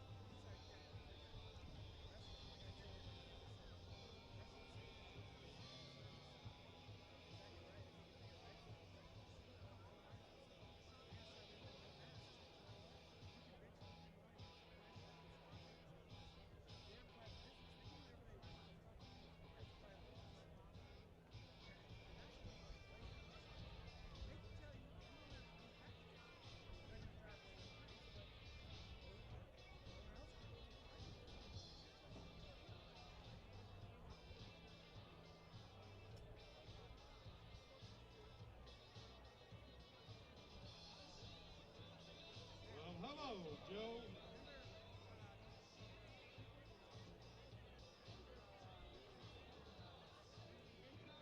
All right, welcome back. InfoWest halftime show. Check out the internet people at InfoWest for the fastest internet around. Plus, they got local IT professionals who can help you with web design and more.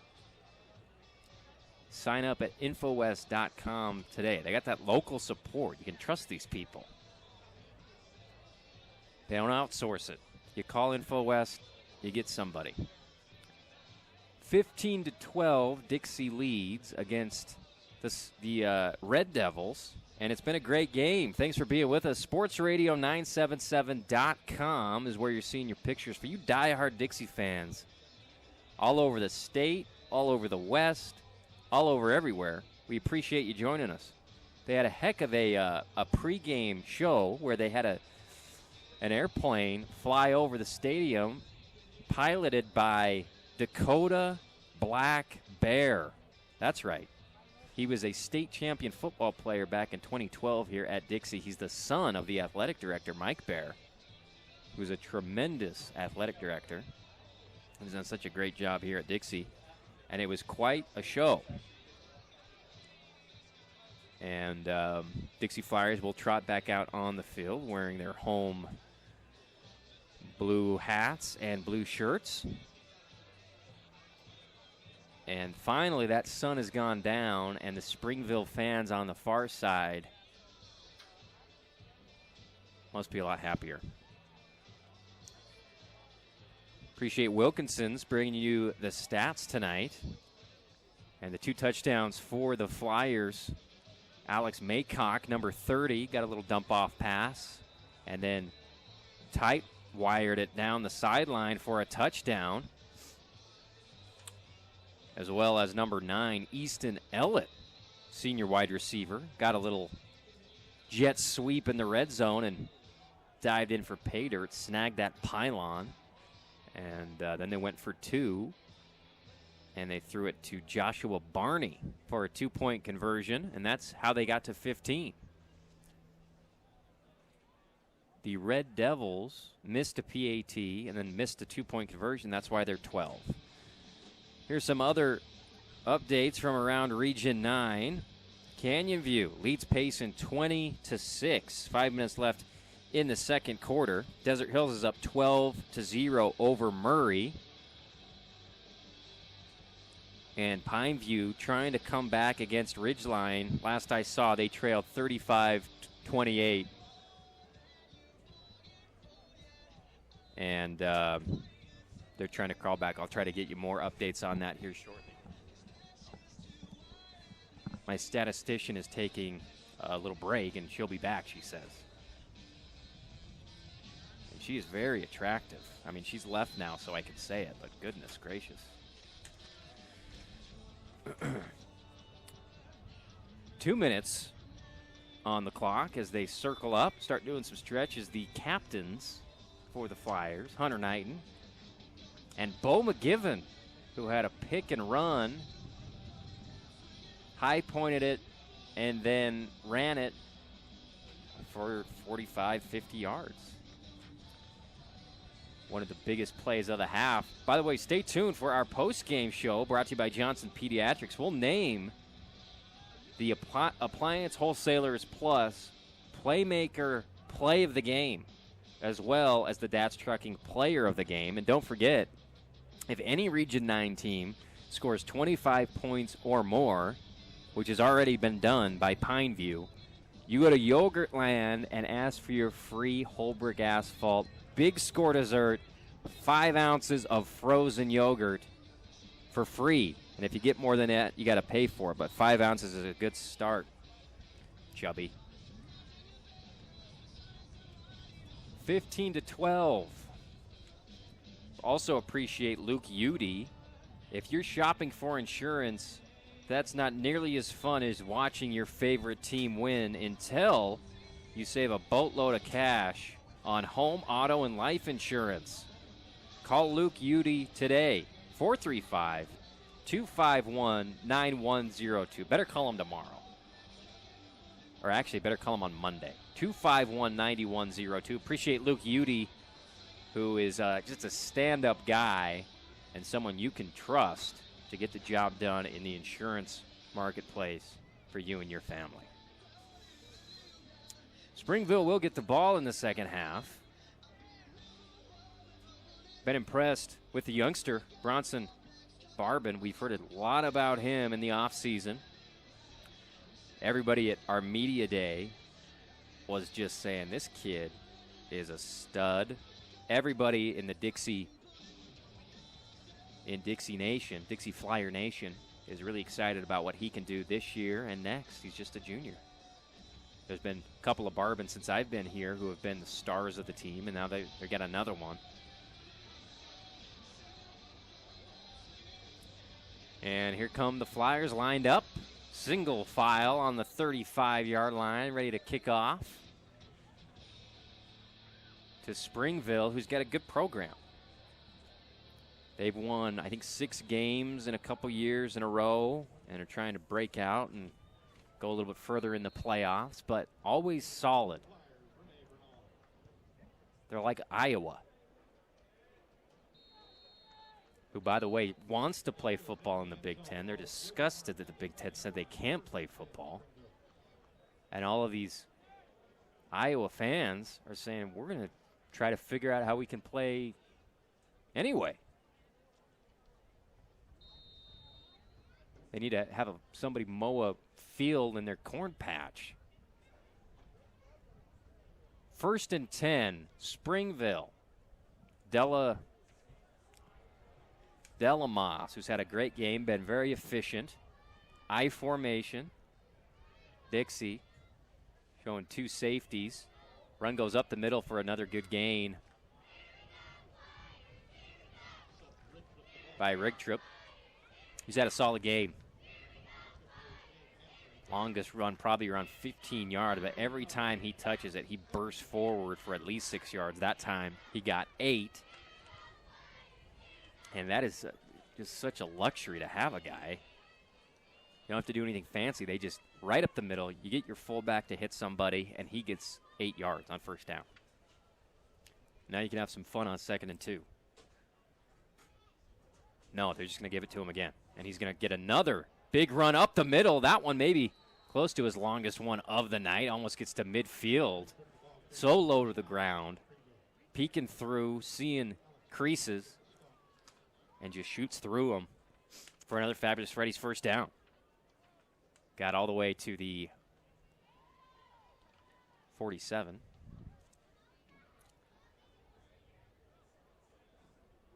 And they're going to give Rigtrip. No, he's still in there, I believe. They go hard count again. They flinch. Now they're crossing the line of scrimmage. But why can't they get, I don't understand why they're throwing the flag and calling it a dead ball foul. If you jump off, you can get back unless it's so egregious and you touch somebody. They're barely flinching and then getting off. The ball has not been snapped. Sweep right to Rigtrip, who's going to cut back inside. Gets tabletopped by Alex Maycock and Bodie Ray, but gets another fabulous Freddy's 1st down. Unless I'm unaware of a rule change, I don't understand why the defense is getting a flag thrown and a whistle blown when they flinch at the line of scrimmage. 10-17 in the 3rd quarter, 15-12, Flyers with the lead. First possession of the half for Springville. Delamas, under center. Hands it through the 2-hole. That time hit hard by Maycock, who not only drills the kid, but then lifts him up, pats him on the head. He's done that a couple times. Score update, Ridgeline 42, Pineview 38, late in the 4th quarter. Try to keep you posted on that one. That one being aired on 94.9 FM, 890 AM KDXU. 2nd and 8. I formation. 4-3 front by the Flyers. They'll go sweep left. Rigtrip spins off a couple tacklers. One of those where you get hit one way, then you get hit another way, and it stabilizes you, and you go for a 1st down. And I say that in the 1st person, not because I've ever done it, but because I've played John Madden football. And I've seen that happen. 9:13 left in the 3rd quarter. Delamas not having to throw it this series, just handing it off to Rigtrip, who's been a workhorse. I formation, handoff up the middle. This time the big fella's got room. He's going to throw a stiff arm down. And smartly, Hunter Knight just goes right to his ankles and pulls him down inside the Team D Auto red zone. Longest run of the night for Kolomalu. Kevin Kolomalu. He's gotten a couple carries, but has been stopped for nothing until that run, and he got a bunch. 1st and 10 from the 13-yard line. No passing, just running, and it's working for Springville.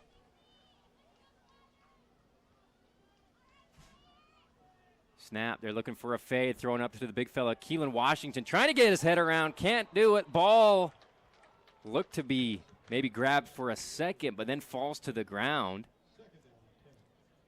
Good job by Washington, at least keeping contact with the receiver through the catch, and maybe that contributed to the drop. I thought he had a touchdown.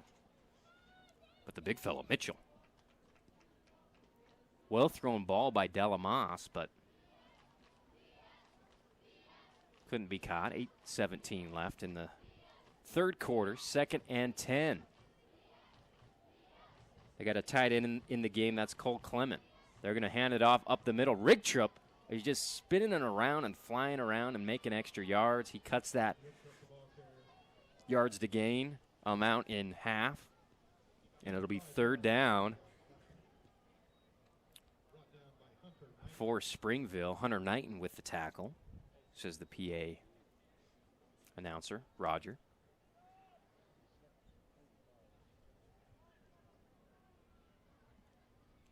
Third and 5. Ball on the 8-yard line, which means they can get a first down before the end zone. Delamas hands it off. Rigtrup working, getting low. He's right around the line to gain. It's a first down. He gets it.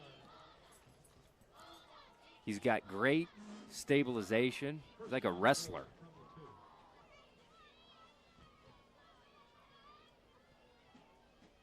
In comes number 58 for the Flyers. That's Cade Hansen.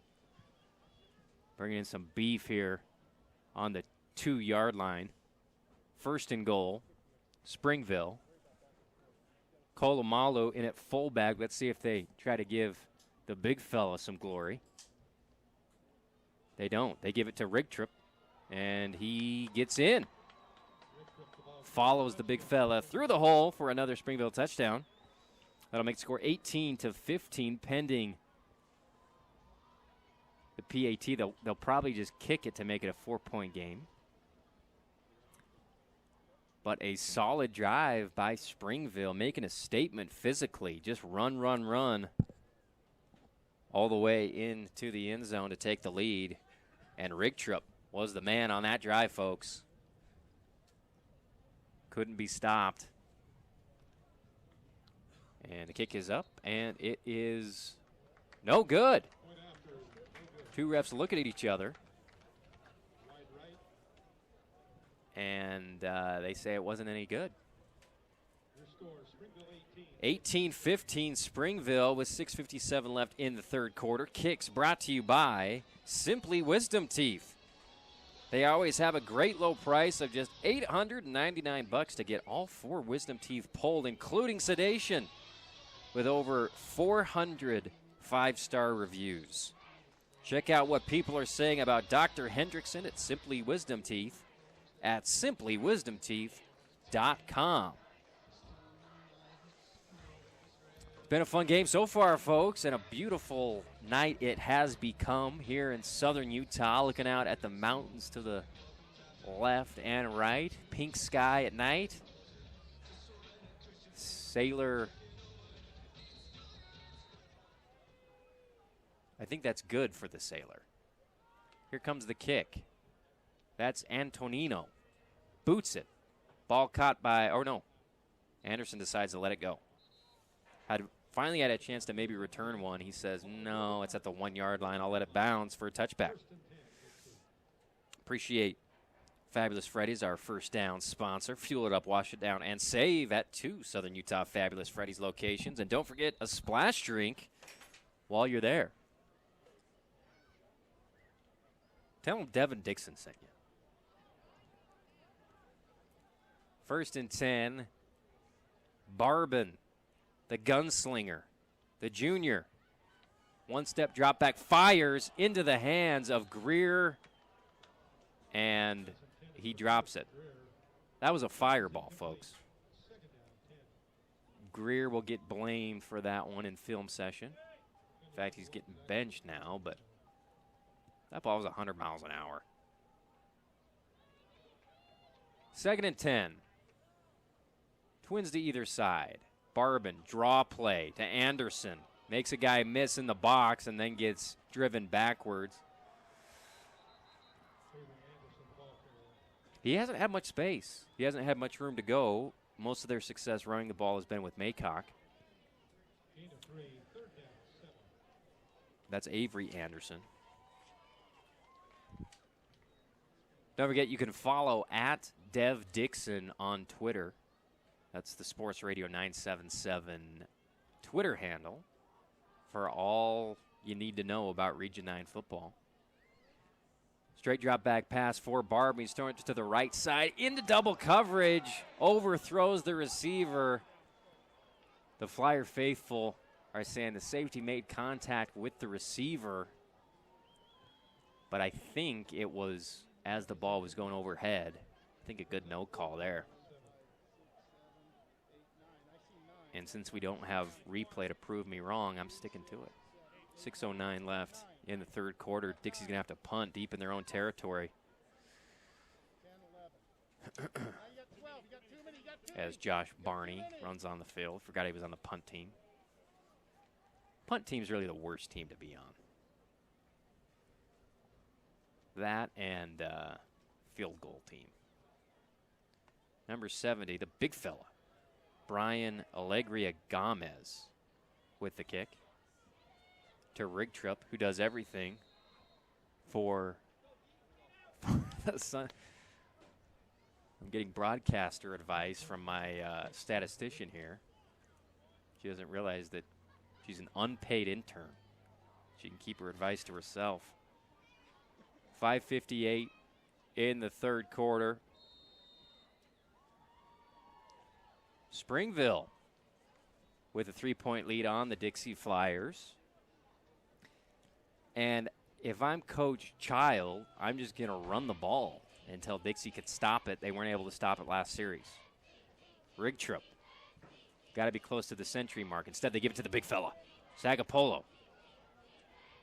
Gets met. Helmet comes off McGivern. There's a flag at about the 50-yard line, which is probably good news if you're a Flyer fan, that there was some type of illegal block. But Kolomalu, I apologize, called him the wrong name. Kolomalu with another great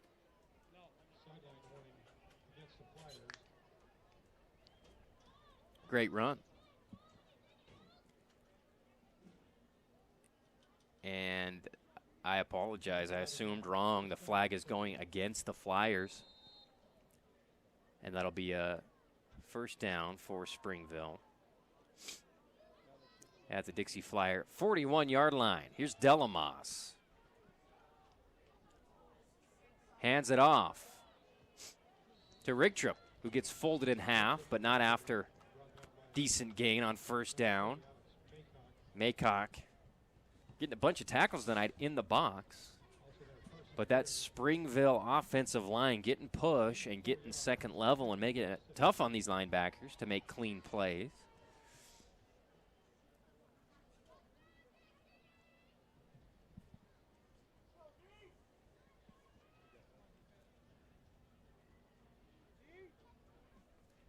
Delamos trying to make something happen here and extend the lead. They lead by 3. Single back set. Twins to either side on 2nd and 6. They got size on the edges. They're going to throw a little out pattern to Rigtrup, who's going to break a tackle and then dive forward. Kid's a heck of a player. Like a young Deuce Staley. Gets a first down. He can catch it. He can run it.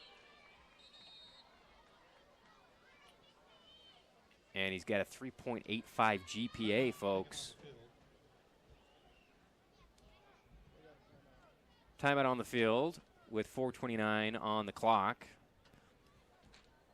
By the way, that is your Nets on Fire clocking time this year. Check out netsonfire.org for back-to-school training specials and get signed up today. Nets on Fire, they're building champions on and off the court. They've got great leadership programs over there, and that new complex over at Green Valley has got everything you need. They've been showing movies over there, drive-in movies. They've been doing. Now here comes this missionary again. He's the most popular guy I've ever seen. I mean, he knows everybody, and he works solo. He's like Paul of. Where was Paul from? No, the Apostle Paul. He worked solo. He did his best work solo. 4:29 on the third quarter.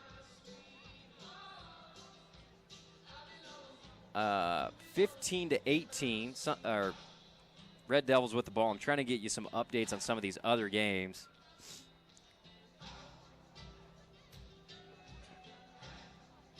Ridgeline, last I saw, was up on Pineview by 4.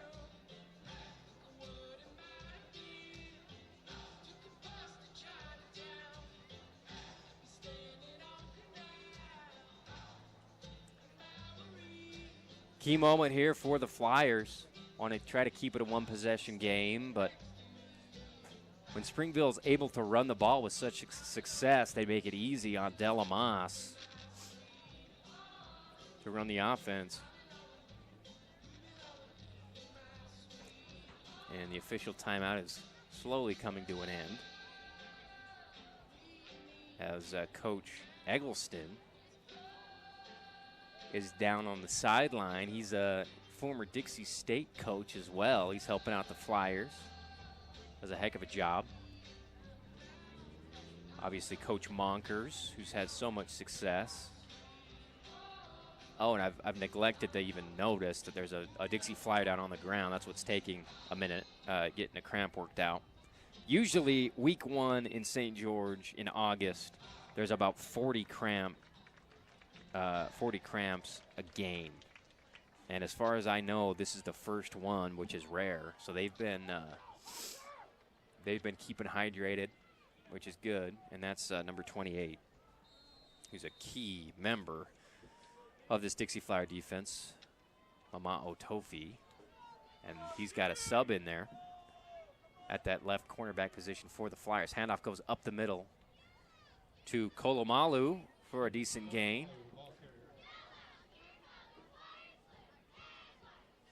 Decent gain, a really good gain on first down. 2nd and 4 now for Springville. If I'm Coach Barry, I don't know what to do because they've been throwing it out to the edges really well. He's accurate anytime he throws it kind of on a 15-yard pass, intermediate stuff. But you haven't been stopping the run. I don't know. Bring up the safeties maybe. And they're going to hand it off to Rigtrip, and he's going to get stacked up short of the line to gain, which will bring up a key 3rd down, and this is where you dial it up, potentially on 3rd and short. Great play there by Hansen.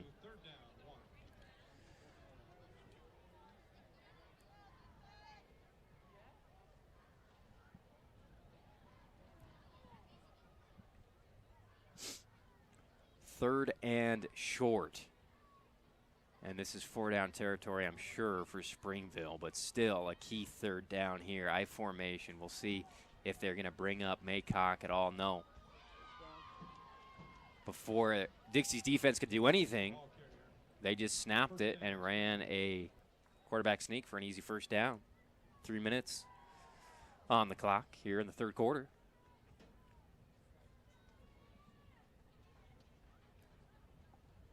And that new cornerback on that near side who's subbed in is, they've actually shifted McGivern over to corner. And Carson Greer is now the safety. Handoff goes to Rigtrip. He is stopped. I mean, that's a win. If you can stop Rigtrip for 3 or 4 yards, that's good.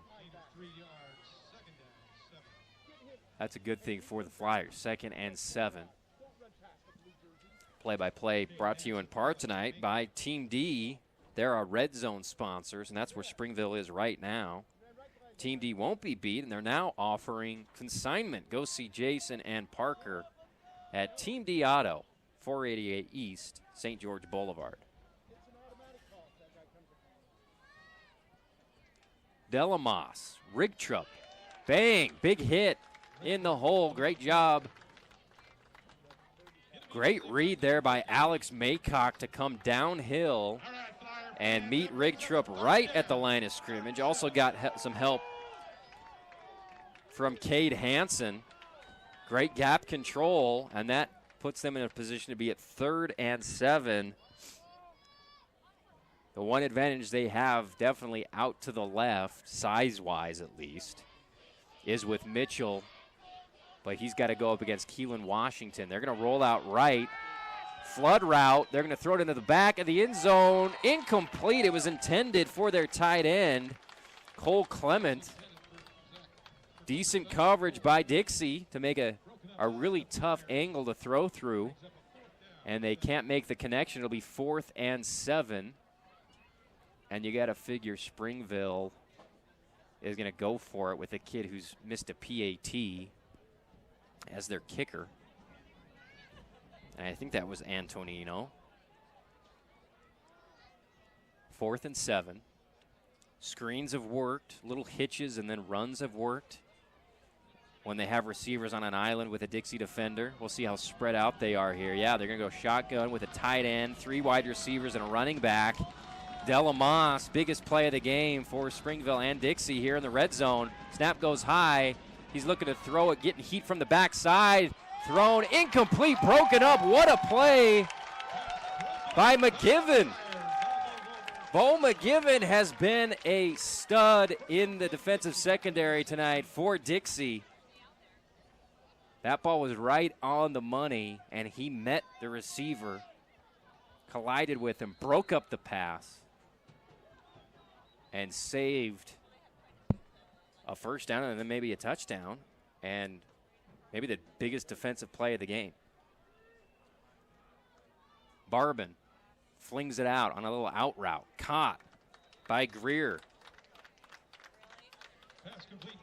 Barney, Josh Barney going to sub in. And they have played several different receivers tonight. 53 seconds and counting here in the third quarter. Barbin going to throw on 2nd and 3. Another out route to Greer. He's going to catch it and run with it for another 10 yards after the catch. And that's another Fabulous Freddy's first down for the Flyers.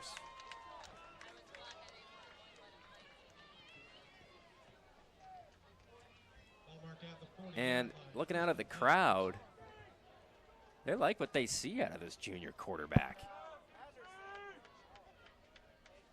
1st and 10. Barbin.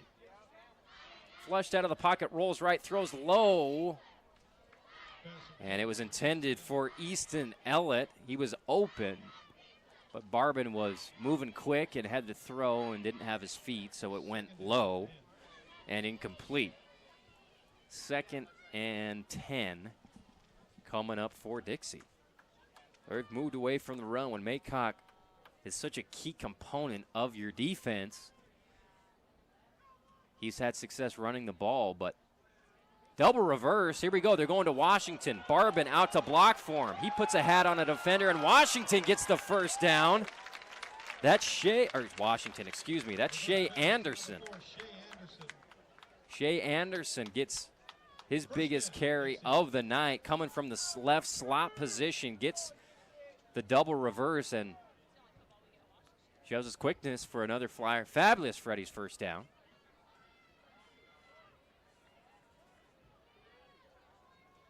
Bronson Barbin. Twins to either side. He's going to throw it. Looking down the field on a flag route. Gets Anderson, who catches it, bobbles it. Somehow holds on to it. What a circus act there by Anderson. He juggled it 2 or 3 different times. And it was horrifying for these Flyer fans. They're shaking their heads. They can't believe it. But they're in the Team D Auto red zone. Barbin wants to take the lead. Timeout. Or no, end of quarter. Great play. 2 consecutive plays by number 4, Shea Anderson. And we'll take a 30-second break, and we'll be back with more after this.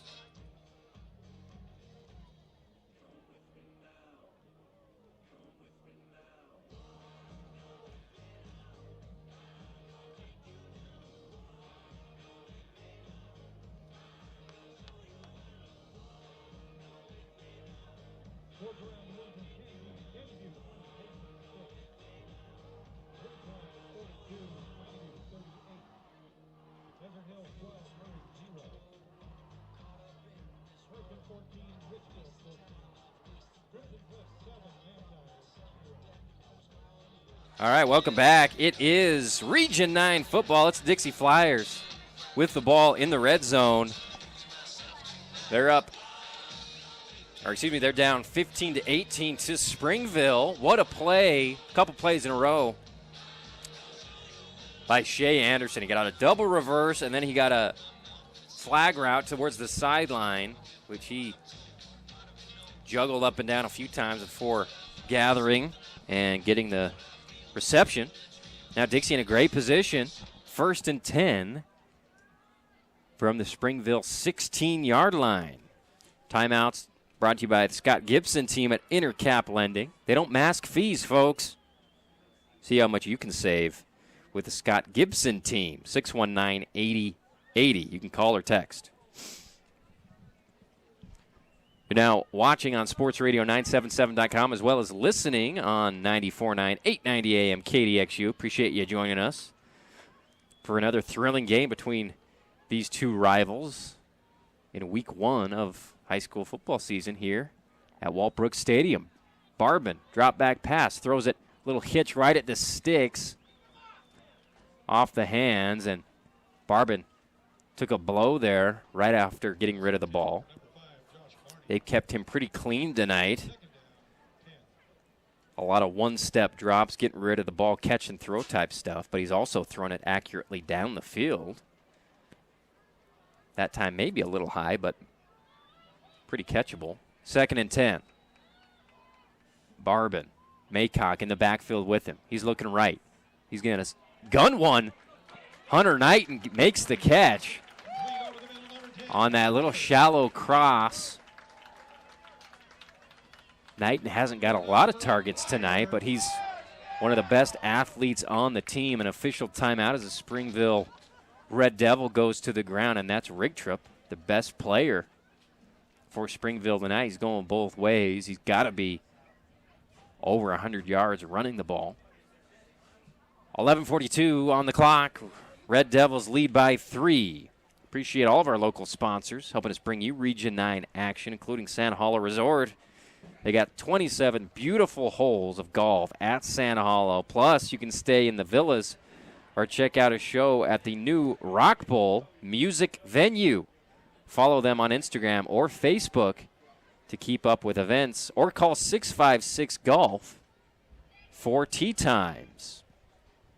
Update from the Crimson Cliffs game. Tyler Brown, 2-yard pass to Chase Hansen.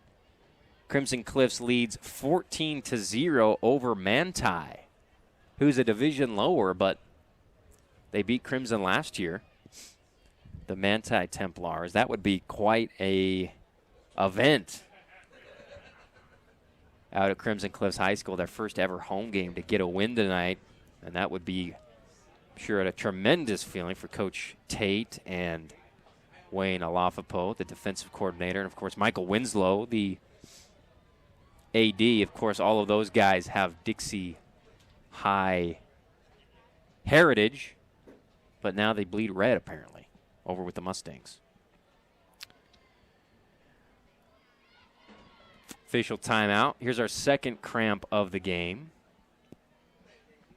Rigtrup has had a lot of usage tonight on those legs, and he's going to be walked off by the trainers. Can't imagine playing football in this type of heat. They say it's a dry heat, though. So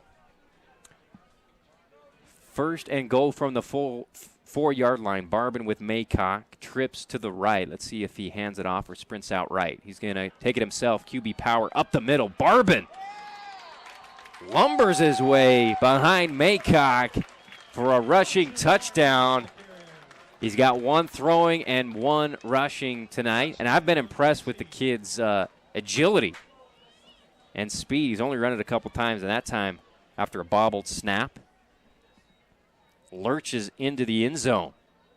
And Dixie takes the lead 21-18. They'll try to tack on the field goal to make it a 4-point game.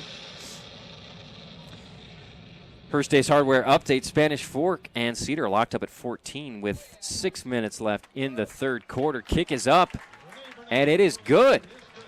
How about that? 22-18, Flyers with the lead. We'll take a 45-second break, and we'll be back.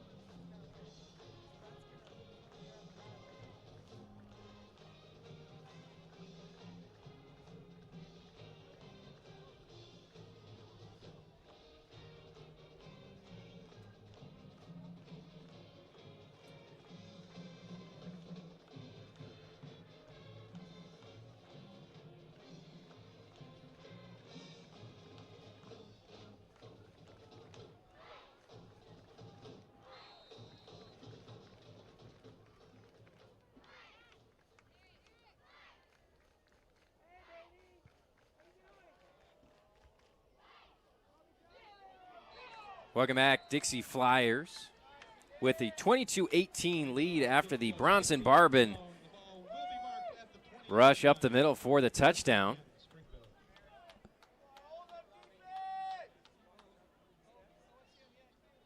And our timeouts this year brought to you by Scott Gibson's team at Intercap Lending. They don't mask their rates or their fees. See how much the Scott Gibson team can save you today. Call or text 435-619-8080. Springville ball, they're down 4. Been a give-and-take type of game. Both teams playing a crisp season opener as Delamos. Student body left pitch to Rigtrup. Gets a couple blocks brought down by Keelan Washington and Bodie Ray.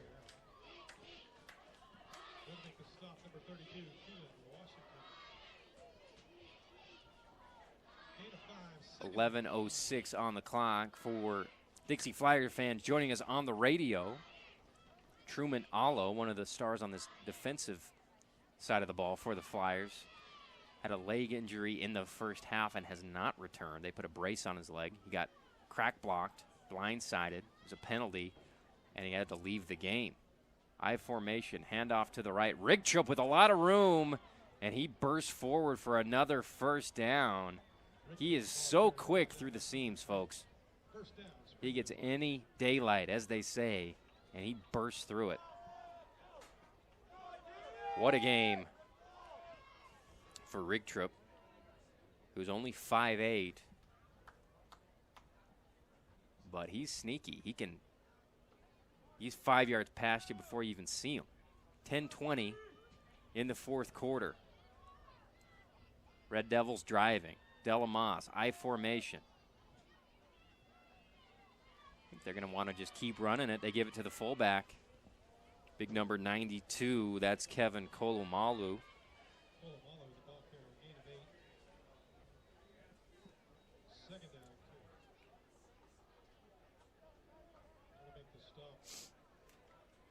Second down and short coming up for the Red Devils. It's not that Delamos hasn't had success throwing the ball. They've had a lot of easy pitch and catch plays for him that he's done very successfully. But when you can just keep getting 6 yards almost every carry, you just want to keep running it. That time, pretty good stop after a couple yards, but it'll be enough for the first down for Rigtrip with 9:28. Last series, Dixie did the old bend but don't break, and a heck of a play was made by Bo McGivern on a 4th down throw. McGivern broke up the pass and caused a turnover on downs by Springville.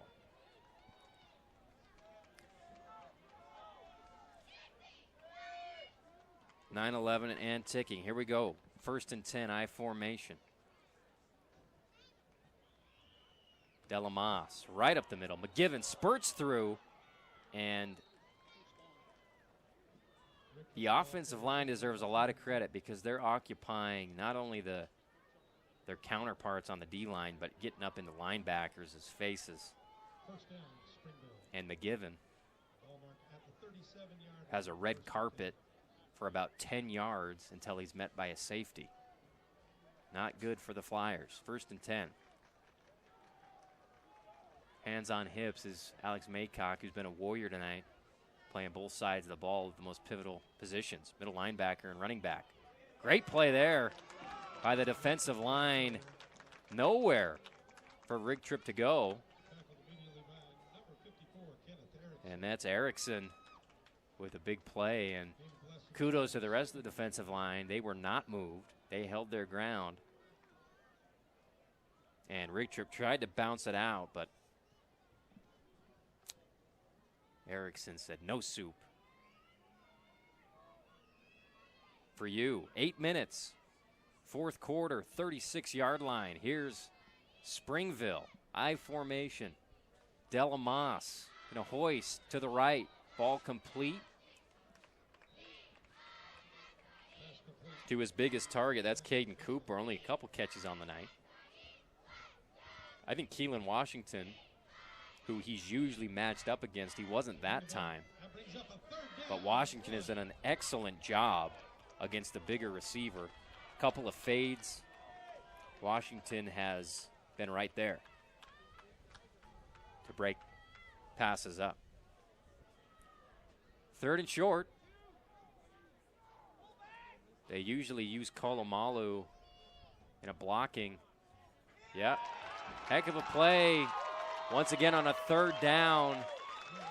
Defensive line jumps the count, shoots the gap, and makes a play behind the line of scrimmage. They haven't had many of those plays tonight, only a couple where they've gotten tackles for loss, but it couldn't have come at a better situation on 3rd down, approaching the red zone. 6:44, here we go, 4th and 4. As super fan down there, the Dixie Flyers, has pulled his mask down underneath his chin in order to get the crowd riled up. And we're on our feet here. Shotgun snap, reverse, pitch outside to Rigtrip. Keelan Washington getting pushed back, and he's easily going to get the first down and a touchdown-saving tackle by Hunter Knight. And what a gutsy play on 4th down. It was wide open. They had blocking. And I'm surprised it didn't go for 6. Good job by Knighton to at least save the touchdown.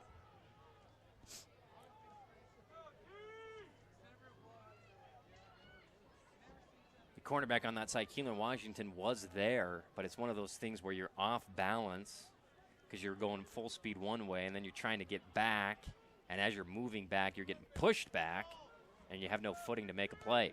1st down, I formation again. Delamas, student body right to Rigtrip. He gets a block, big block, and he's going to scoot near the pylon. They're going to say he's down at the 1, but a huge block there to spurt it by Brady Mortensen, who is coming back against the play momentum to make a big block on a Dixie Flyer. And once again, these two teams every year, it is down to the wire. 5:27. 22-18, Flyers. Trying to preserve their 4-point lead. Delamas under center. And he's just going to try to sneak it, and he gets totally stalemated, but then he's pushed from behind and into the end zone for a touchdown with 5:09 left on the clock. Plenty of time for them to work with, the Flyers, obviously, but another good drive, power drive by Springville to get that conversion on 4th down on a reverse to preserve it and then finish it. Kicks brought to you by Simply Wisdom Teeth, $8.99 for 4 wisdom teeth. Heck of a deal here in Southern Utah. Dr. Hendrickson has over 400 5-star reviews. Check them out at simplywisdomteeth.com. Kick is up and good. 3-point lead for Springville with 5:09 left. We'll take a 45-second break, and we'll be back.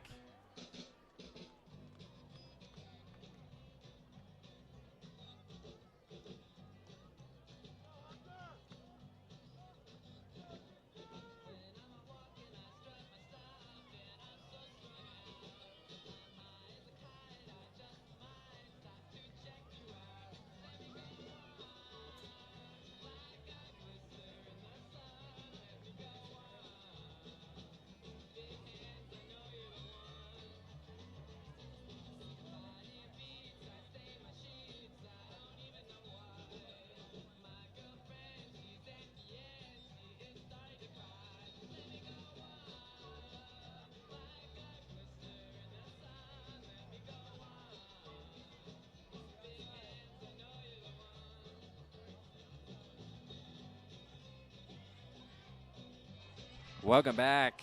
Walbrook Stadium. Dixie Flyers just gave up the lead to Springville. 25-22 the score as Antonino will kick it off for the Red Devils. Stay tuned for the Johnson Pediatrics postgame show. Coming up directly after the game. High kick. And it will be into the blue for another touchback. So I want to thank One Law, who is our scoreboard sponsor as always.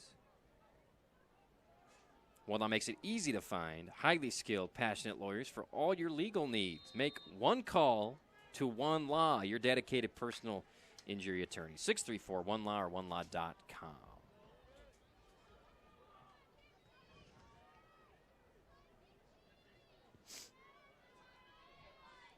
Pass from Barbin on a little gator route to number 20. That's Greer for another Flyer first down, and Dixie never huddles, but I was going to say it looks like they're going to rush to the line and call a play. Instead, they'll kind of run their regular pace. 1st and 10, 4:50 on the clock, which is a lifetime for the Flyers. Twins to either side. Barbin struggles with the snap for a second, then throws it high to an open receiver. That was Avery Anderson, incomplete. Clock will stop at 4:37 on your Nets on Fire clock.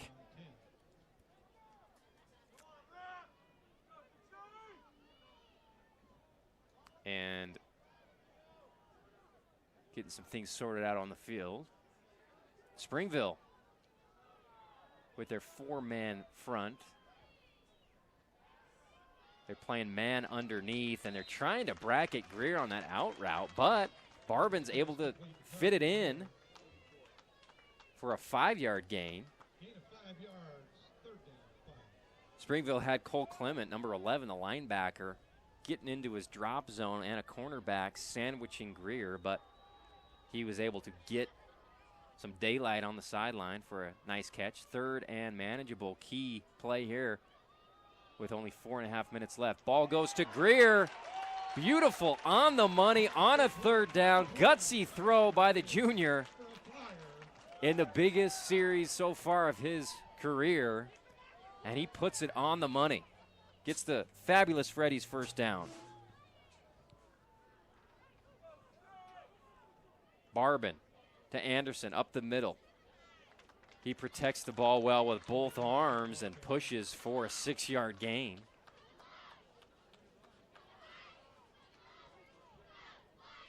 Gain of 7 yards, second down, 3. 4 minutes and ticking down. Barbin looks comfortable. Running a pseudo kind of 2-minute drill,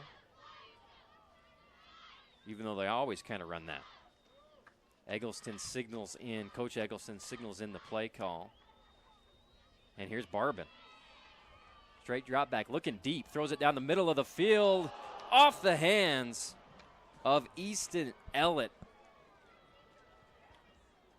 It looks like a dangerous throw, but it really isn't because he's got the inside leverage on the defender. There's 3 Springville players around, but Barbin put it right on the hands. Just couldn't squeeze it. 25-22. Dixie trails with 3:35 left. And another key 3rd down here for Barbin and the Flyers. Maycock, the running back. Twins to either side. Here's Barbin. Shotgun snap, straight drop back, looking to the right. Pump fakes, has to pull it down, and he's going to get sacked. It looked like he was looking to Hunter Knighton on the out route and then tried to maybe find Greer and just held it too long, and backside pressure got to his legs. And it's going to be 4th and long. They've got 3 timeouts. But the way that Springville has been able to move the ball, they're going to put it in the hands of Barbin to make a play. 4th down, throws it low, it's caught! Hunter Knighton gets the 1st down. What a throw and catch on a 4th and 13 for the Flyers. And they get another fabulous Freddy's 1st down. How about Knighton gets drilled in the low part of the back, and he's on the sideline stretching that out.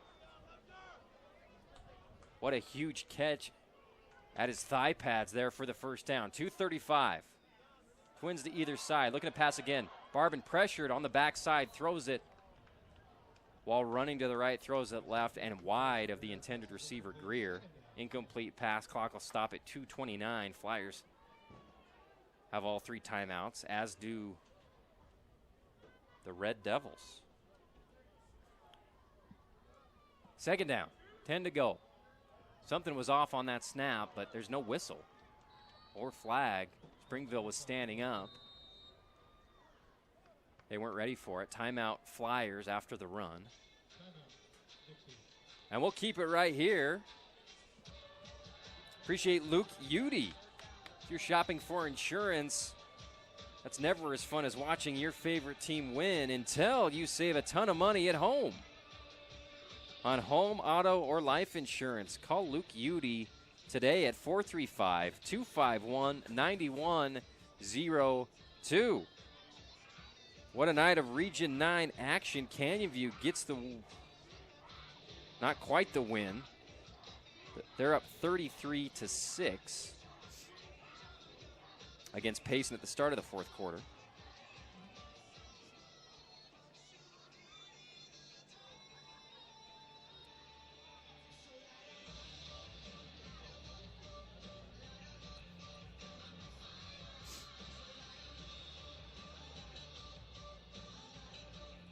(22-25).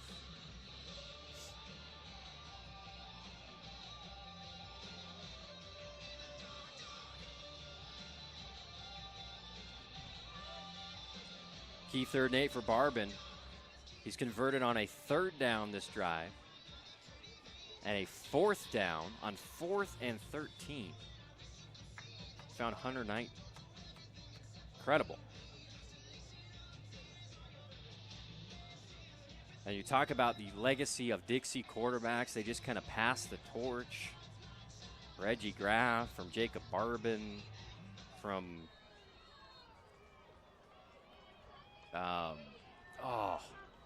course, going back to Enoch Cacao and Sharp and all those guys. 3rd down, here it goes. You're going to throw it up high and long, and the ball is incomplete. Knighton wants a flag. He's not going to get it. It was nearly, after it was deflected, nearly intercepted, but it falls to the turf. And Barbin will have a chance at another 4th down conversion here on 4th and 8. Pass is incomplete, brings up 4th down,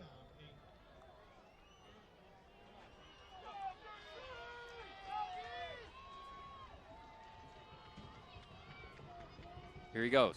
Barbin, straight drop back pass, looks in the middle, tries to run away. He's getting pressured hard. He sprints away, lofts it, and it is going to be short of the line of gain. Whether it's an interception or a reception, doesn't matter.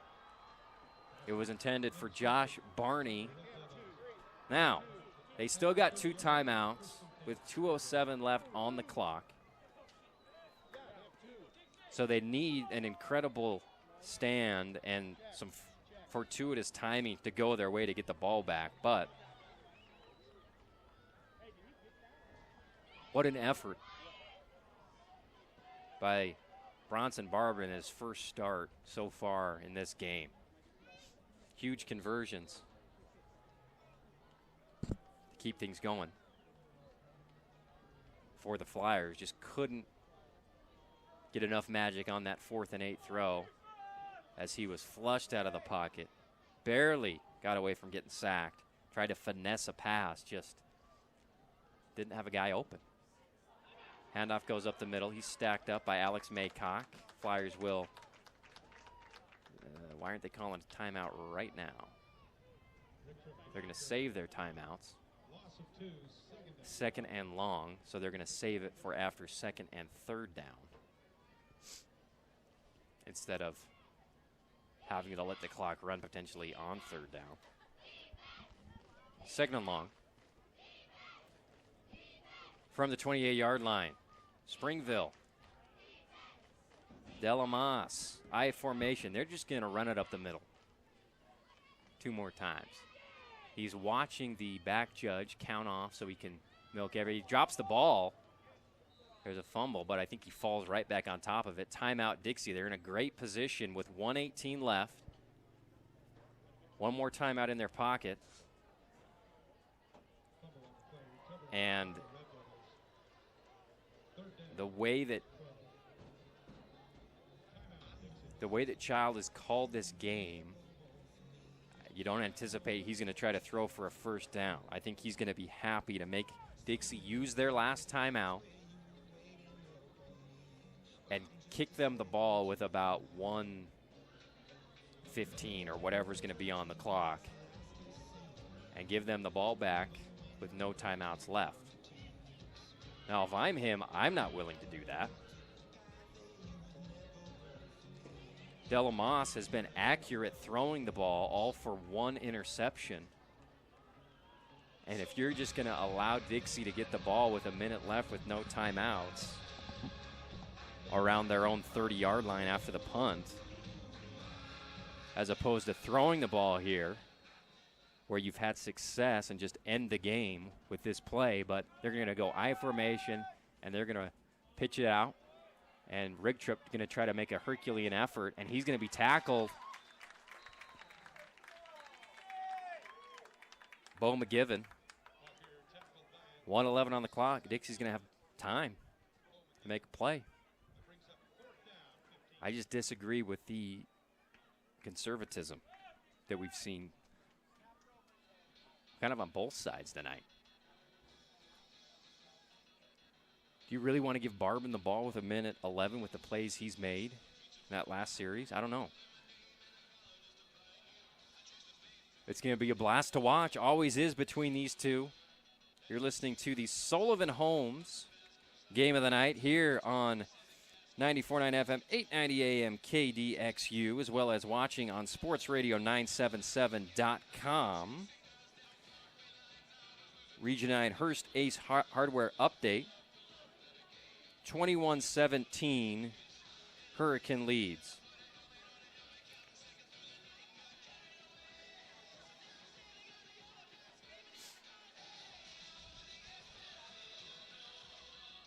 .111 on the clock. Deep for the Flyers is Knighton and McGivern. Good snap. high kick, and they're going to get a chance to return it. That's McGivern. He's going to go on the left side. He's got tons of room. There's a flag on the play, a couple flags on the play, and there's a Dixie Flyer on all fours right above the D, and we'll see what the call is. And it looks like the Flyer who's down is cramping up. I don't know if the flags have to do with something else. Usually when it's thrown back there, it's a flag on the return team with a block in the back or something like that. And it's going to be a hold on the Flyers. Would have had great field position. Will still have decent field position after a great defensive stand. After Springville ran it 3 times and was okay just kicking it back to the Flyers. And Barbin wants to make him pay, along with his play caller, Coach Blaine Monkers, in night 1 of the high school football season. Here's Barbin, twins to either side. Here we go, 1 minute left in the game. We'll see if Springville brings pressure. No more timeouts for Dixie. Straight drop back pass for Barbin. He's going to throw a screen. They get it to Anderson. He's going to be wrangled by Antonino, and a huge stop, and that clock is just going to keep ticking. 48 seconds, 47. That's the issue with running a screen when you get tackled inbounds with no timeouts, as you just lost 22 seconds. Barbin over the middle to Hunter Knighton, swatted away by who else? Rigtrup, who's been the MVP tonight for Springville. Playing on both sides of the ball, brings up a 3rd and 17 for the Flyers. 34 seconds on the clock. Clock will resume on the snap. Here's Barbin. He's looking to the left. He's going to find Barney out to the left. He's got to get to the sideline. He wisely does. And he'll go out of bounds with 25 seconds left with about 5 yards to the sticks.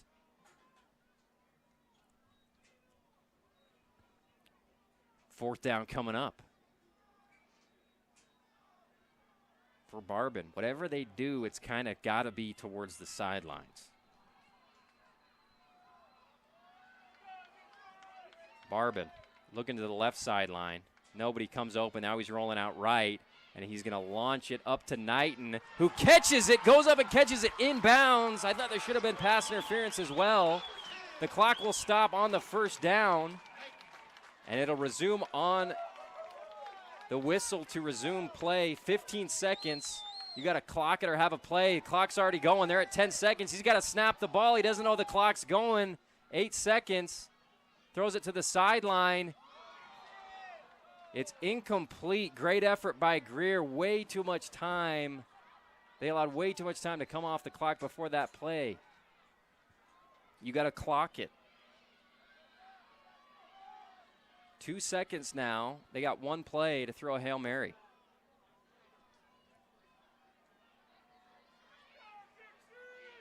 Monkers calls over Barbin, will tell him to play, which is have everybody run as fast as they can to the end zone, and you're going to throw it to them. Springville will call a timeout for some reason.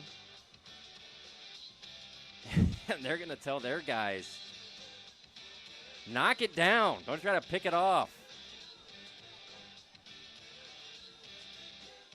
And the question is always, when a Hail Mary's coming, if you're the defensive coordinator, do you just send 3 and cover with everybody else in an umbrella with 4 guys standing in the end zone, or do you not even give the quarterback time to allow his guys to get down there and send 5? We'll see what Springville does. I'm guessing they're going to send 3 and give Barbin an eternity to allow his guys to run down the field. And they might not even send 3. They're going to press the receivers and then probably Springville is going to press the receivers and then probably have people release on a delayed kind of blitz thing to maybe put a little pressure on them. Springville will call a second consecutive timeout. They didn't like what they saw from what Dixie's formation was. They need to regroup. They weren't expecting that. 2 seconds left. And it comes down to the last play of the game.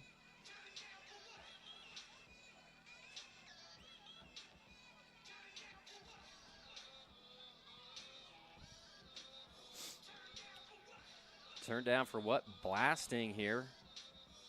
And the Dixie Flyer faithful on their toes for one final heave. Will he have time to allow his receivers to get deep enough where he can show off his arm? And sometimes you're so amped and so afraid to not make the end zone that you overthrow the end zone, which is worse. We'll see what he's able to do here as Springville playing an ultimate Frisbee defense with 1, 2, 3 down linemen. And we'll see how much time Barban's able to get here. He's going to launch it to the right side, high enough. Knighton's there. He jumps up, almost comes down with it. It's knocked out of his hands by Antonino at the last second. Great effort, beautiful throw by Barban. Put him in a position to make a play. He jumped up, high pointed it, may have been in his hands for a split second, and Antonino pops it out. What a play by the Red Devils secondary to save the game. Holy cow. What a matchup once again between the Flyers and the Red Devils. And we're trying to figure out what they're doing here. I don't know if they're arguing or what. The coaches are talking to each other. And no, they're not arguing. They're saying, no, we don't have to shake hands. You go your way, we'll go our way. That's how we're supposed to do it. Even though we just played football for 48 minutes and bled and sweat all over each other, we're not going to shake hands because that's dangerous. What a game. I think both teams, as always, should be proud of the effort. Barban was great. Delamos was great for Springville. Rig Trip was the difference. As I sneeze some droplets all over the press box. But Coach Barry should be pleased. And overall, great game. I was honored to be here at Walbrook Stadium. Excellent effort. And a 25-22 win for the Springville Red Devils over Dixie. We're going to take a 3-minute break. 3 minutes. When we come back, we'll have the post-game show brought to you by Johnson Pediatric Dentistry. Quick break.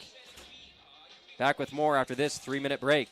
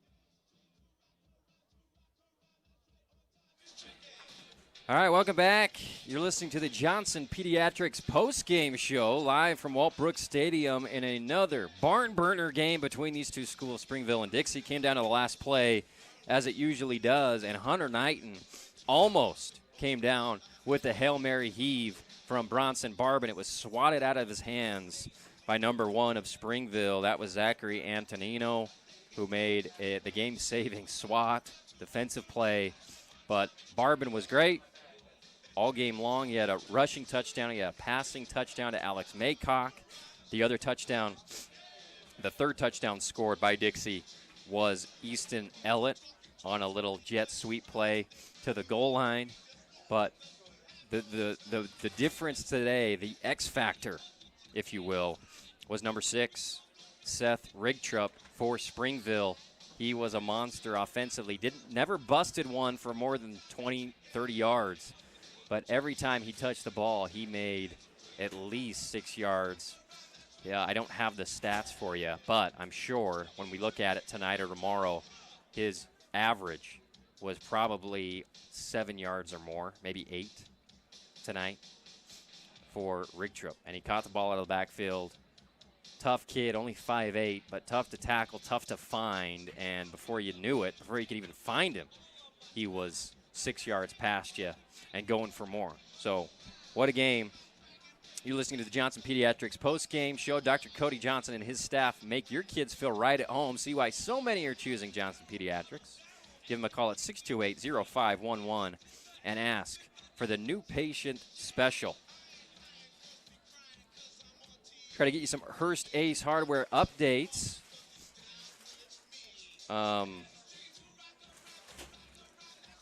Last I saw, let's see.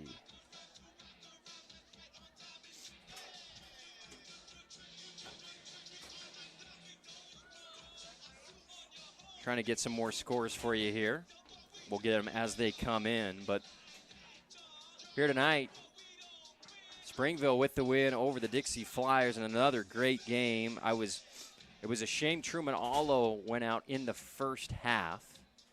Their star linebacker, hopefully, is nothing too serious. He went out in with a brace on his leg, and hopefully he's able to come back.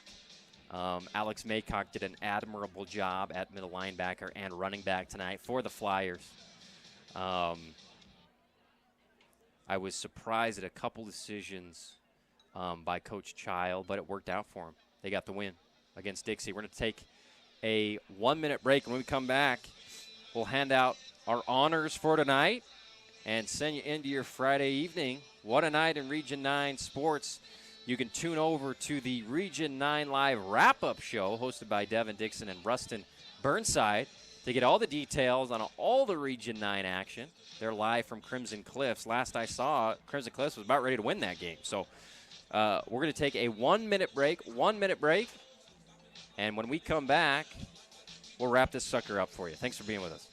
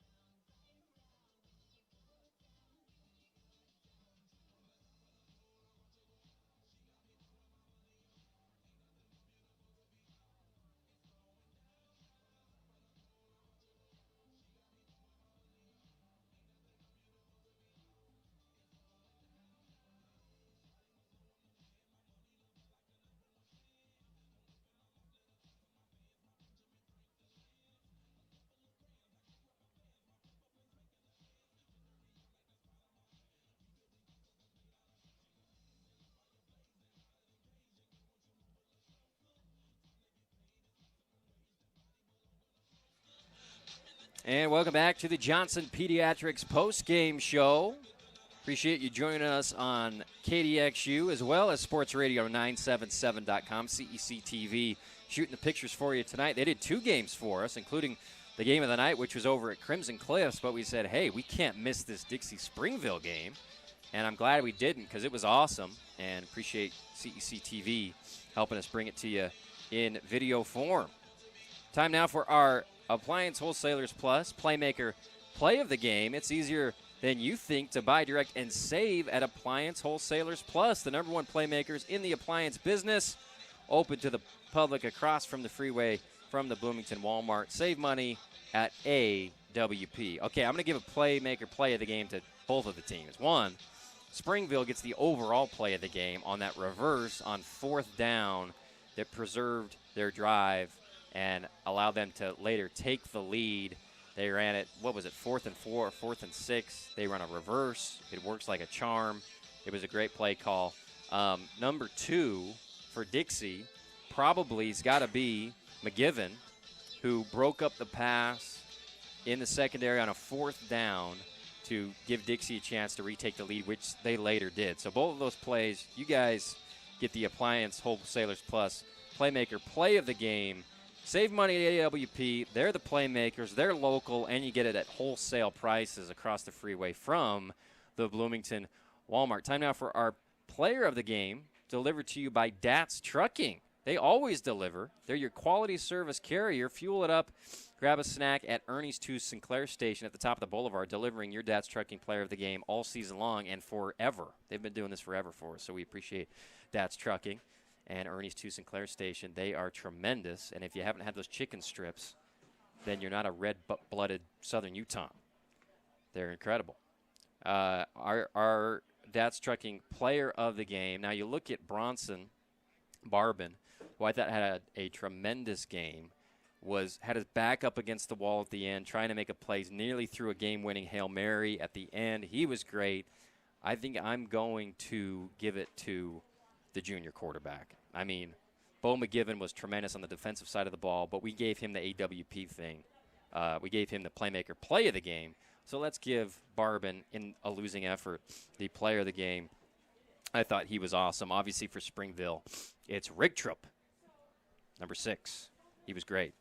And don't forget the Holbrook Asphalt Big Score Dessert. A couple teams in Region 9 got the 25-point mark, which means you go to Yogurtland, ask your 5 ounces of free frozen yogurt.